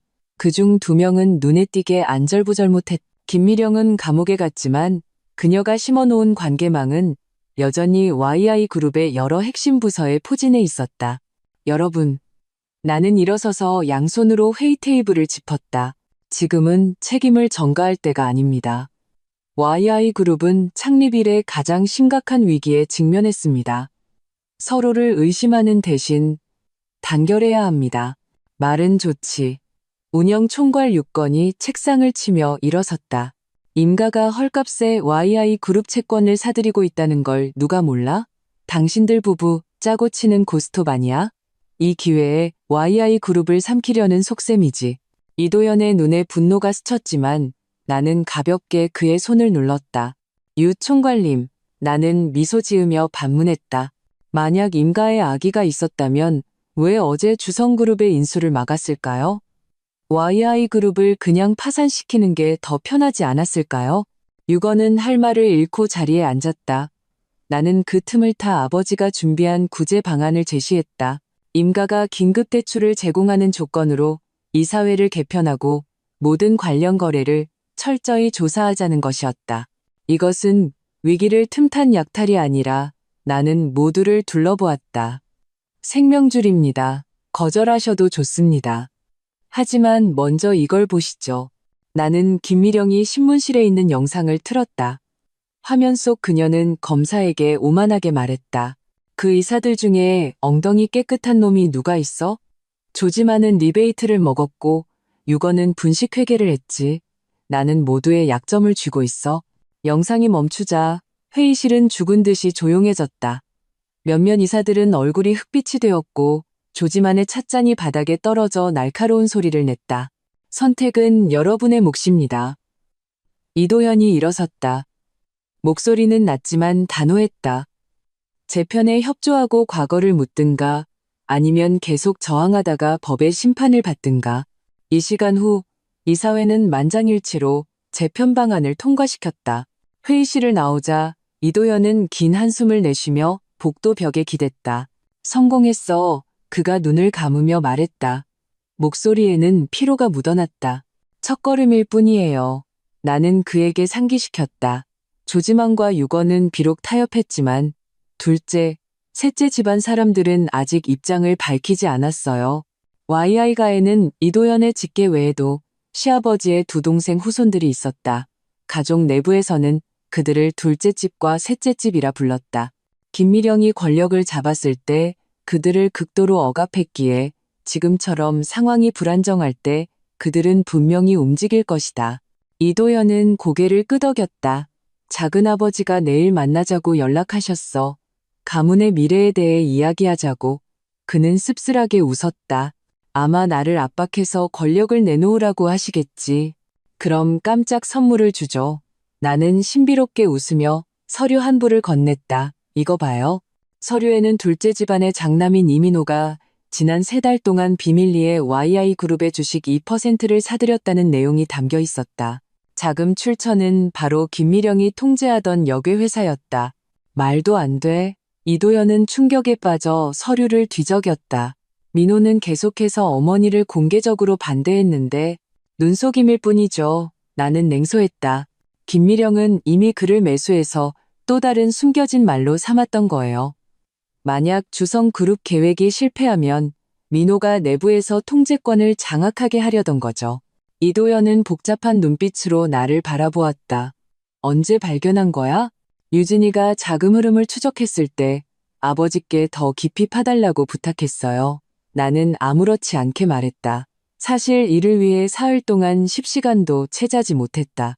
그가 손을 뻗어 내 얼굴을 만지려다 허공에서 멈췄다. 서연 씨, 내가 당신에게 빚진 게 너무 많아. 나는 한 걸음 뒤로 물러나 갑작스러운 온기를 피했다. 그런 말 할 필요 없어요. 우리는 지금 동맹 관계잖아요. 기억하죠? 동맹, 부부가 아닌 이 경계선은 명확히 해야 했다. 비록 김미령에게 함께 맞서면서 조금 가까워졌지만 5년의 상처는 며칠 만에 지워질 수 없었다. 임시 사무실로 돌아오니 최정은이 안에 기다리고 있었다. 눈이 퉁퉁 부어있는 것으로 보아 막 울었던 게 분명했다. 무슨 일이에요? 나는 문을 닫았다. 민준이에게 일이 생겼어요. 저를 못 만나게 해요. 최정은이 내 손을 잡았다. 법원에서 김 회장님이 김미령이 여전히 법적 후견인이라고 그녀가 부적합하다는 걸 증명하지 않는 한 내가 말을 이었다. 나는 재빨리 대책을 생각했다. 김미령은 비록 살인과 비즈니스 범죄로 기소되었지만 법적 절차는 느렸다. 아이는 기다릴 수 없었다. 생각이 있어요. 내가 갑자기 말했다. 하지만 당신의 협조가 필요해요. 그리고 좀 아픈 과거를 들춰내야 할지도 몰라요. 최정은은 단호하게 고개를 끄덕였다. 민준이를 되찾을 수만 있다면 뭐든지 할 수 있어요. 나는 변호사에게 전화를 걸어 계획을 간략히 설명했다. 아이의 생부를 근거로 김미령의 후견인 자격에 이의를 제기하는 것이었다. 이는 최정은이 법정에서 시아버지와의 관계를 공개적으로 인정해야 함을 의미했다. 확실해요? 나는 전화를 끊고 그녀에게 진지하게 물었다. 매우 힘들 거예요. 민준이가 겪은 고통에 비하면 아무것도 아니에요. 최정은은 눈물을 닦았다. 게다가 회장님은 좋은 분이셨어요. 그 당시 저를 진심으로 도와주셨고요. 법적인 문제를 처리하고 나서 나는 다음 난제로 눈을 돌렸다. YI그룹의 자금 부족. 비록 아버지가 긴급대출을 제공했지만 장기적으로는 새로운 전략적 투자자가 필요했다. 잠재적 파트너 명단을 보고 있는데 전화가 울렸다. 화면에 뜬 이윤정이라는 두 글자에 나는 눈썹을 치켜 세웠다. 주 여사가 이때 연락을. 임서방. 이윤정의 목소리는 여전히 우아했다. 투자자를 찾고 있다고 들었네. 정보가 빠르시네요. 나는 신중하게 응답했다. 무슨 좋은 의견이라도 있으신가요? 남편과 김미령의 협력 때문에 내 입장이 아주 난처해졌어. 그녀는 본론으로 들어갔다. 만회하고 싶네. 주성그룹이 YI그룹의 항만 프로젝트에 투자하겠어. 순수한 비즈니스 행위고 경영권은 건드리지 않을 거야. 이 제안은 예상 밖이었다. 어제는 적이었는데 오늘은 협력하고 싶다니. 하지만 비즈니스 세계는 이렇게 현실적이었다. 조건은요? 내가 직접적으로 물었다. 두 가지. 이윤정은 단호했다. 첫째, 독점 공급권을 5년 연장해줘. 둘째, 자네 개인과 협력해서 여성 창업가 기금을 설립하고 싶네. 두 번째 조건은 나를 놀라게 했다. 왜 저죠? 전화기 저편에서 가벼운 웃음소리가 들렸다. 임서방, 이 바닥에 우리 같은 여자는 많지 않아. 꽃병 취급을 받거나 독사 소리를 듣거나 이제 게임의 규칙을 바꿀 때가 되지 않았나? 전화를 끊고 나는 생각에 잠겼다. 이윤정의 제안은 확실히 매력적이었지만 그녀를 믿을 수 있을까? 이해득실을 따지고 있는데 이도현이 황급히 들어왔다. 얼굴이 몹시 굳어 있었다. 일이 터졌어. 그가 태블릿 PC를 내게 건넸다. 김미령이 보석으로 풀려났어. 화면에는 경제 속보가 떠 있었다. YI그룹 전 회장 김미령 건강상의 이유로 보석 허가. 자택에서 의료 감호.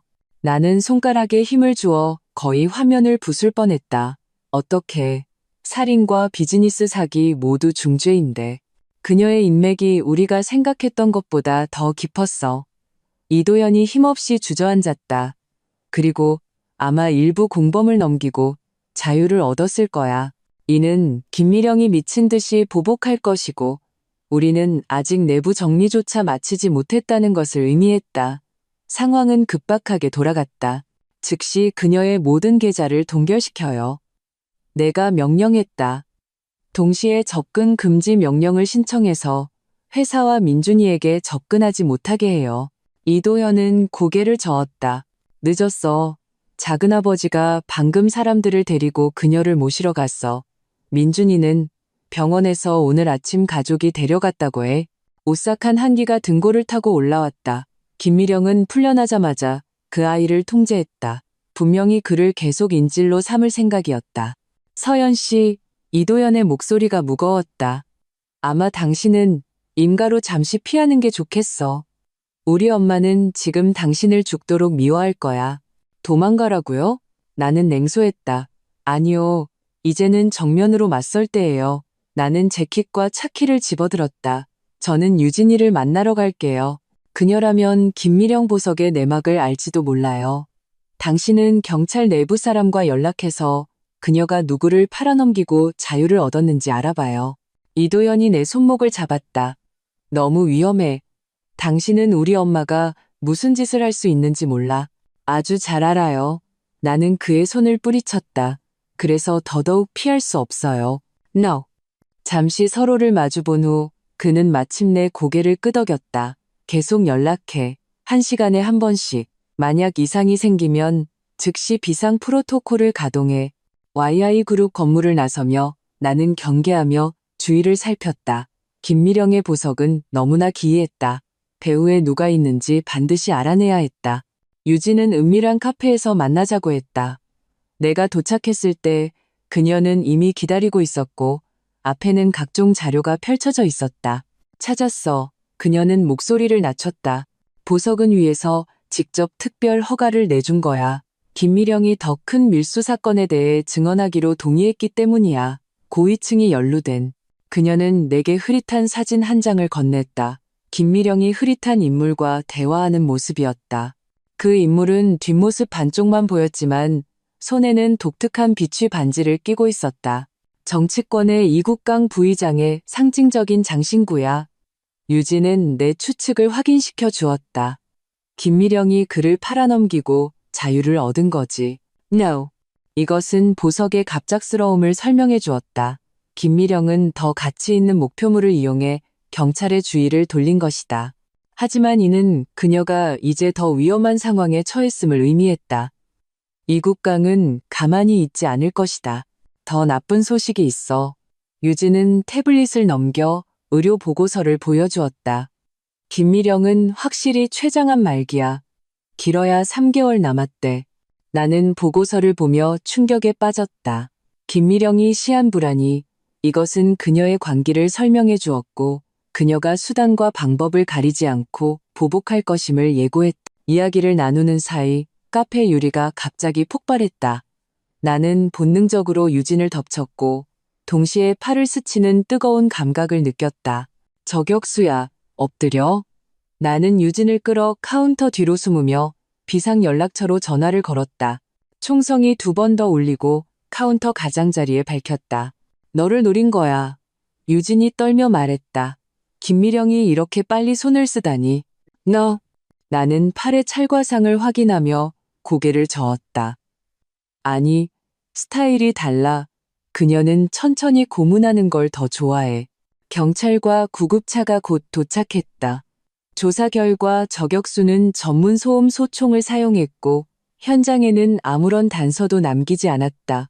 이것은 김미령이 흔히 사용하는 협박 수단이라기보다는 전문 킬러의 수법에 가까웠다. 이국강. 나는 깨달았다. 그는 내가 김미령과 한패라고 생각하고 나를 제거해서 그녀에게 경고하려 한 것이다. 병원에서 간단한 치료를 받은 후 이도연이 황급히 달려왔다. 내 팔의 붕대를 보고는 얼굴이 굳어졌다. 김미령이 아니야. 나는 상황을 간략히 설명했다. 하지만 이제 우리는 양쪽에서 적을 맞이하게 됐어. 이국강은 내가 김미령의 공범이라고 생각하고 김미령은 나를 불구대천의 원수로 여기고 반드시 이 모든 걸 빨리 끝내야 해. 이도연이 결심했다. 내가 직접 어머니를 찾아가서 단판을 짓겠어. 안 돼요. 내가 그를 말렸다. 그녀가 지금 가장 미워하는 건 당신의 배신이에요. 그렇기 때문에 나를 만날 가능성이 있는 거야. 그가 씁쓸하게 웃었다. 어쨌든 나는 그녀의 유일한 친아들이니까. 우리는 옥신각신하다가 결국 절충안에 합의했다. 이도연이 김미령을 만나되 반드시 도청 장치를 착용하고 공공장소에서 만나기로 했다. 동시에 나는 이국강 측과 연락해 오해를 풀기 위해 노력하기로 했다. 헤어지기 전 이도연이 갑자기 나를 꽉 껴안았다. 내 귓가에 속삭였다. 만약 만약 내게 무슨 일이 생기면 금고 안에 당신에게 남긴 게 있어. 비밀번호는 우리가 처음 만난 날짜를 거꾸로 한 거야.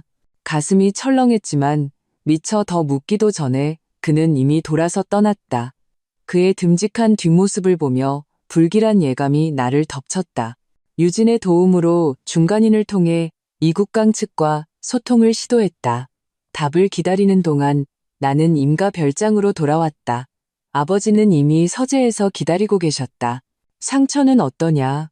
그가 내 팔을 자세히 살피며 눈에 분노를 번뜩였다. 스친 상처예요. 나는 짧게 대답하고 최신 상황을 보고했다. 아버지는 잠시 생각에 잠기더니 갑자기 물었다. 너 이도연을 믿니? 이 질문에 나는 멈칫했다. 믿음? 5년 동안 나는 그 냉담한 남편을 더 이상 믿지 않게 되었다. 하지만 최근 몇 주 동안은 모르겠어요. 나는 솔직하게 대답했다. 하지만 지금 그와 제 목표가 같다는 건 알아요. 아버지는 의미심장하게 나를 한번 쳐다보았다. 때로는 공동의 적이 가장 견고한 동맹을 만들기도 하지. 그는 내게 서류 한 부를 건넸다. 이거 봐라. 방금 받은 거야. 서류에는 김미령이 보석 후 제일 먼저 집이 아닌 교회의 한 개인 병원으로 갔다는 내용이 적혀 있었다. 더욱 놀라운 것은 그 병원의 소유주가 바로 이민호였다는 사실이었다. 둘째 집안이 역시 나는 벌떡 일어섰다. 이도연 씨가 위험해요. 그는 그냥 김미령을 만나러 가는 줄 알 텐데 이민호가? 전화가 갑자기 울렸다. 도청팀의 긴급 연락이었다. 이 대표님 신호가 사라졌습니다. 마지막 위치는 로즈가든입니다. 로즈가든. 바로 김미령이 보석 후 머무는 곳이었다. 그리고 그 옆집이 바로 이민호의 별장이었다. 아빠, 사람이 필요해요. 지금 당장. 나는 차키를 쥐고 밖으로 뛰쳐나갔다. 아버지는 책상 위에 버튼을 눌렀다. 이미 준비해뒀다. 차고에 차 2대, 6명 모두 무장했다. 나는 놀라서 그를 쳐다보았다. 아버지는 평온하게 말했다. 네가 김미령에게 맞서기로 결심한 날부터 나는 최악의 상황을 대비했다. 10분 후 나는 경호원 차들을 이끌고 로즈가든으로 질주했다. 가는 도중 도청팀이 정보를 업데이트했다. 이도연의 휴대폰 신호가 마지막으로 사라지기 직전 둔탁한 소리가 포착되었다고 했다. 총성일 수도 있었다. 나는 핸들을 쥔 손이 떨리기 시작했지만 억지로 침착함을 유지했다. 만약 김미령이 정말 친아들에게 손을 댔다면 로즈가든의 대문은 굳게 닫혀 있었다. 나는 그대로 철문을 들이받고 안으로 돌진했다. 경호원들이 바짝 뒤따랐다. 본관 앞에는 이도연의 차가 있었지만 사람은 보이지 않았다. 흩어져서 찾아. 내가 명령했다. 정원을 중점적으로 확인해. 정원 쪽에서 비명소리가 들려왔다. 나는 즉시 그곳으로 달려가 덤불을 헤쳤다. 눈앞의 광경에 내 피가 얼어붙었다. 이도연은 땅에 무릎을 꿇고 있었고 이마에서는 피가 흐르고 있었다. 김미령이 그 앞에 서서 권총을 쥐고 있었다. 그리고 이민호가 옆에 서서 잔인한 미소를 짓고 있었다. 멈춰. 나는 소리치며 동시에 경호원들에게 현장을 포위하라고 신호했다. 김미령은 나를 보자 눈에 사무치는 증오를 터뜨렸다. 마침 잘 됐네. 온 가족이 다 모였군. 어머니, 이도연이 힘없이 외쳤다. 더 이상 잘못된 길로 가지 마세요. 닥쳐. 김미령은 그에게 총을 겨눴다. 넌 날 배신했어. 내 아버지처럼. 전부 여자 때문에? 나는 천천히 앞으로 움직이며 그녀의 주의를 분산시키려 했다. 김미령 씨, 이국강의 사람들이 이미 당신을 노리고 있어요. 나를 죽여도 당신은 오늘 밤을 넘기지 못할 거예요. 이국강? 그녀가 냉소했다. 그 멍청이는 제 코가 석자야. 너희들은. 그녀는 갑자기 총구를 내게로 돌렸다. 내가 먼저 널 죽이고 그 다음 이 불효자식을 처리하겠어. 일촉즉발의 순간 작은 그림자 하나가 갑자기 옆에서 김미령에게 달려들었다. 민준이었다. 아이는 김미령의 다리를 필사적으로 붙잡았다. 이모 괴롭히지 마. 김미령이 비틀거리며 총구가 빗나갔다. 이도연이 그 틈을 타 총을 빼앗으려 달려들었다. 이민호는 칼을 꺼내 그의 등을 찔렀다. 조심해. 내가 비명을 질렀다. 탕. 총성이 울리고 이민호가 쓰러졌다. 경호원이 쏜 총이었다. 김미령은 그 모습을 보고 미친 듯이 발버둥 쳤다. 이도현과 몸싸움을 벌이는 와중에 또 한 번 총성이 울렸다. 시간이 멈춘 듯했다. 김미령이 천천히 쓰러졌다. 가슴에서 붉은 피가 번져나갔다. 이도현은 그 자리에 얼어붙어 손에 총을 쥔 채 믿을 수 없다는 표정이었다. 머니. 그는 무릎을 꿇고 떨리는 손으로 그녀의 숨을 확인하려 했다. 김미령의 입술이 움직였다. 무언가 말하려는 듯했지만 결국 기이한 미소를 짓고는 영원히 눈을 감았다. 경찰 사이렌 소리가 멀리서부터 가까워졌다. 나는 재빨리 민준이를 안아들고 그의 눈을 가렸다. 동시에 경호원들에게 현장을 수습하라고 지시했다. 이도현은 여전히 그곳에 무릎을 꿇고 어머니의 시신을 멍하니 쳐다보고 있었다. 표정은 공허했다.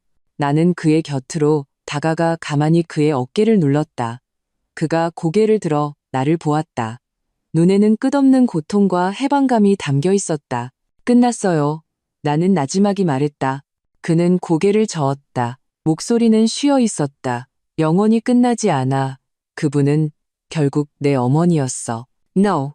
그래, 어떤 상처는 적이 쓰러져도 아물지 않는다. 하지만 적어도 우리는 살아남았다. 그리고 다시 시작할 기회를 얻었다.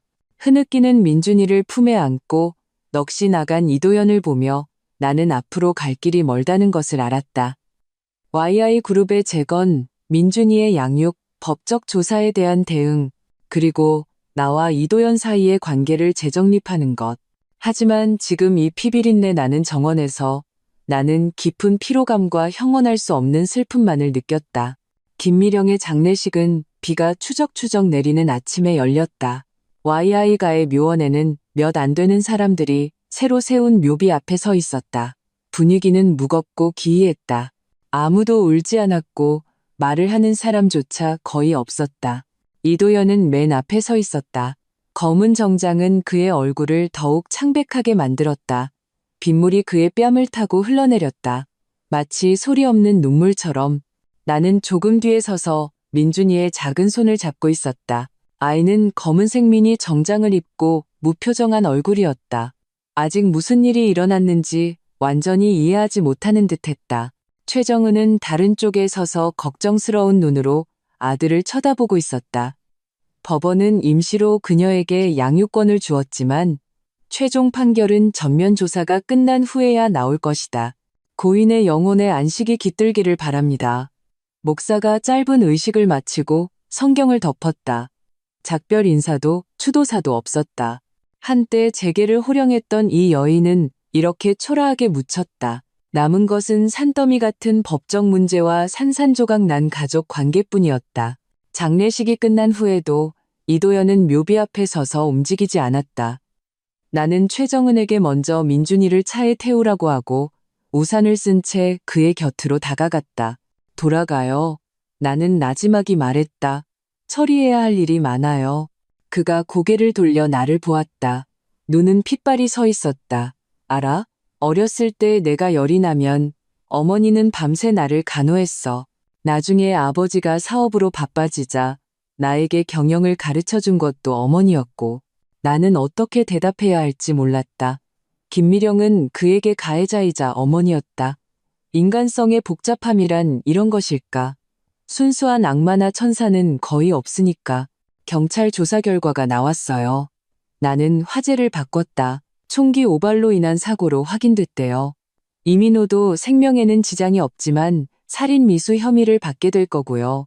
이도현은 멍하니 고개를 끄덕였다. 회사는요?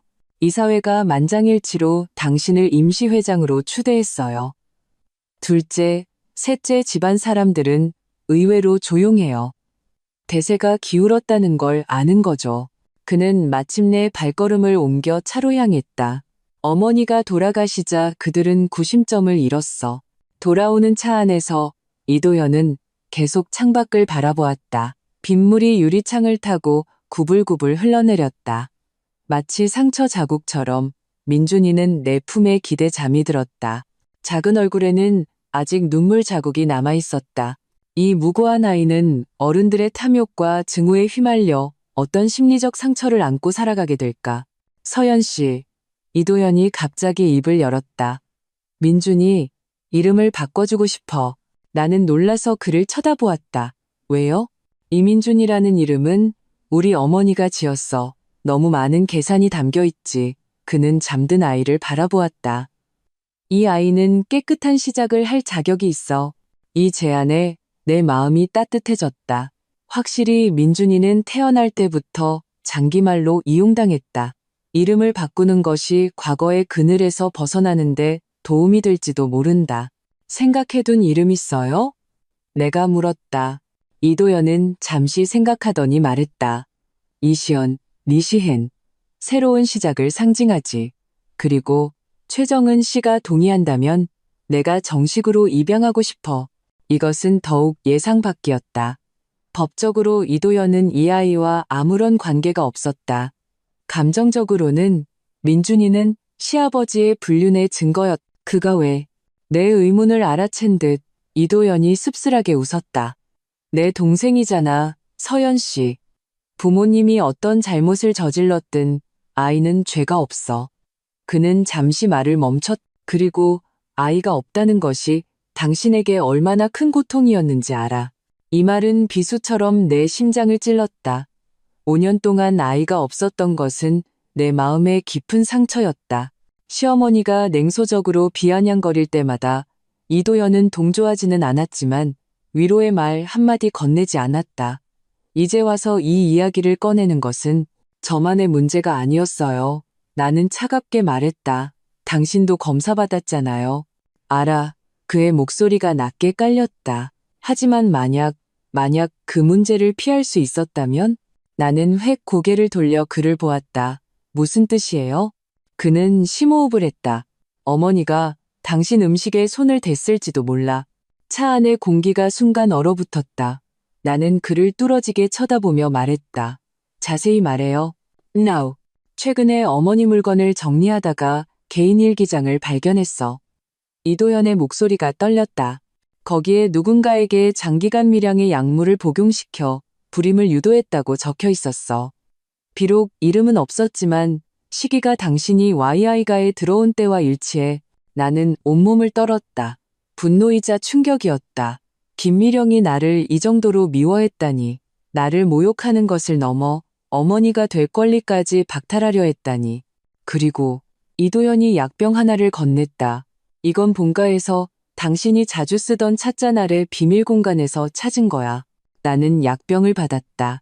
라벨은 떼어져 있었지만 안에는 하얀 알약 몇 개가 남아 있었다. 5년 내가 매일 마시던 차에 이게 섞여 있었을지도 모른다. 성분 분석 맡길 거예요. 나는 역겨움을 억누르며 약병을 가방에 넣었다.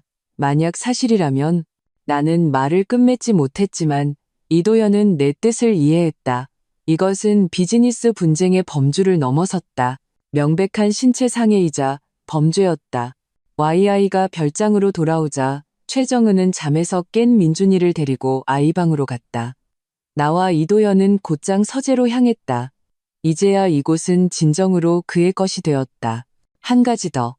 그는 금고를 열어 서류 뭉치를 꺼냈다. 이건 어머니가 비밀리에 보유하던 모든 자산 목록이야. 해외 계좌를 포함해서 총 가치는 약 1조 5천억 원 정도 돼. 나는 대략적으로 목록을 훑어보았다. 놀라울 정도로 상세했다.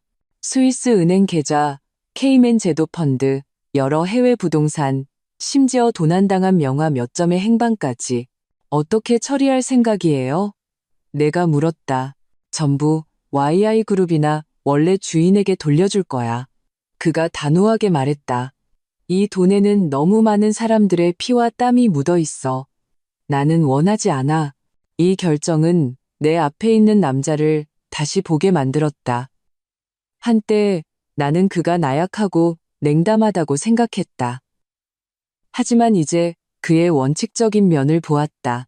어쩌면 진짜 이도연은 계속 김미령의 그늘에 가려져 있었던 건지도 모른다. 아, 맞다.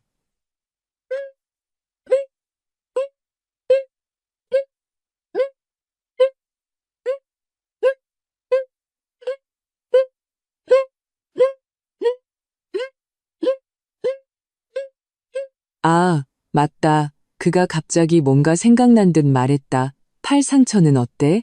총격 사건이 일어난 지 일주일이 지났고 상처는 거의 아물었다. 나는 무의식적으로 붕대를 만졌다. 거의 다 나았어요.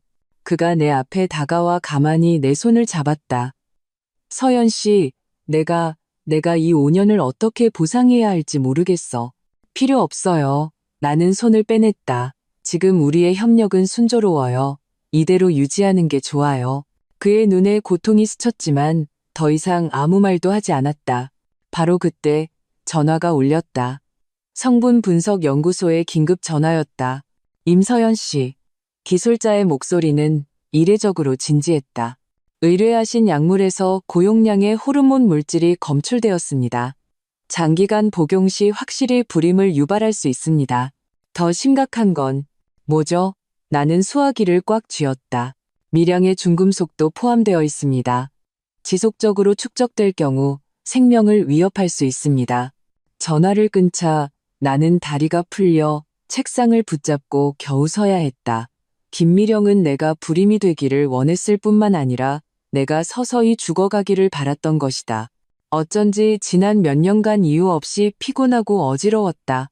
서연 씨, 이도현이 걱정스럽게 나를 보았다. 결과가 안 좋아? 나는 연구소의 말을 그대로 전했다. 그의 얼굴이 순식간에 창백해지더니 비틀거리며 몇 걸음 물러섰다. 세상에 그 여자가 분노가 화산처럼 폭발했다. 나는 책상 위에 꽃병을 집어들어 벽에 힘껏 던졌다. 도자기 깨지는 소리에 밖에 하인들이 놀랐지만 나는 이미 체면을 차릴 겨를이 없었다. 5년 내 목소리가 쉬어 있었다. 5년 동안 그 여자는 매일 내게 독을 탔어. 그리고 당신은 그냥 옆에서 보고만 있었어. 이도현은 고통스럽게 눈을 감았다. 몰랐어. 나는 정말 몰랐어. Now? 하지만 의심은 했잖아요. 나는 날카롭게 지적했다. 그렇지 않았다면 왜 내 찻잔을 뒤졌겠어요? 그는 부인할 수 없었다. 그래, 그는 자세한 내용은 몰랐을지 몰라도 분명 이상을 감지했을 것이다. 그리고 또 한 번 그는 행동하지 않기를 선택했고 내가 피해를 입도록 내버려 둔 것이다. 나가요. 나는 문을 가리켰다. 목소리는 얼음장처럼 차가웠다. 당장. 그는 무언가 말하려 했지만 결국 고개를 숙이고 떠났다. 문이 닫힌 후 나는 바닥에 주저앉아 눈물이 얼굴을 씻어내리도록 내버려 두었다. 육체와 마음의 이중적인 충격에 거의 질식할 것 같았다. 김미령은 죽었지만 그녀가 남긴 상처는 계속되고 있었다. 얼마나 지났을까? 노크 소리가 들렸다. 또 이도현인 줄 알고 거칠게 소리쳤다. 저리 가요. 서연 씨, 저 정은이에요. 최정은의 목소리였다. 시연이가 보고 싶어요. 중요한 할 말이 있대요. 심호흡을 하고 나는 눈물을 닦고 문을 열었다. 민준이, 이제는 시연이라고 불러야 할 아이가 문 밖에 서 있었다. 손에는 그림 한 장을 들고 있었다. 이모, 그가 소심하게 말했다. 우리 가족을 그렸어요. 엄마랑 아저씨랑 이모랑 나랑. 서툰 그림 위에는 4명의 졸라맨이 손을 잡고 있었고 머리 위에는 과장되게 큰 태양이 떠 있었다. 아이는 이런 방식으로 그의 소망, 완전한 가정을 표현하고 있었다. 나는 몸을 낮춰 그를 안았다. 다시 눈물이 쏟아졌다. 이 아이는 너무나 많은 것을 잃었지만 여전히 순수함과 사랑을 간직하고 있었다. 그에 비하면 나의 고통은 더 이상 그렇게 견디기 힘든 것 같지 않았다. 고마워, 시연아. 나는 나지막이 말했다. 그림, 정말 예쁘다. 최정은은 옆에서 무언가 말하고 싶어 했지만 그저 조용히 서 있을 뿐이었다.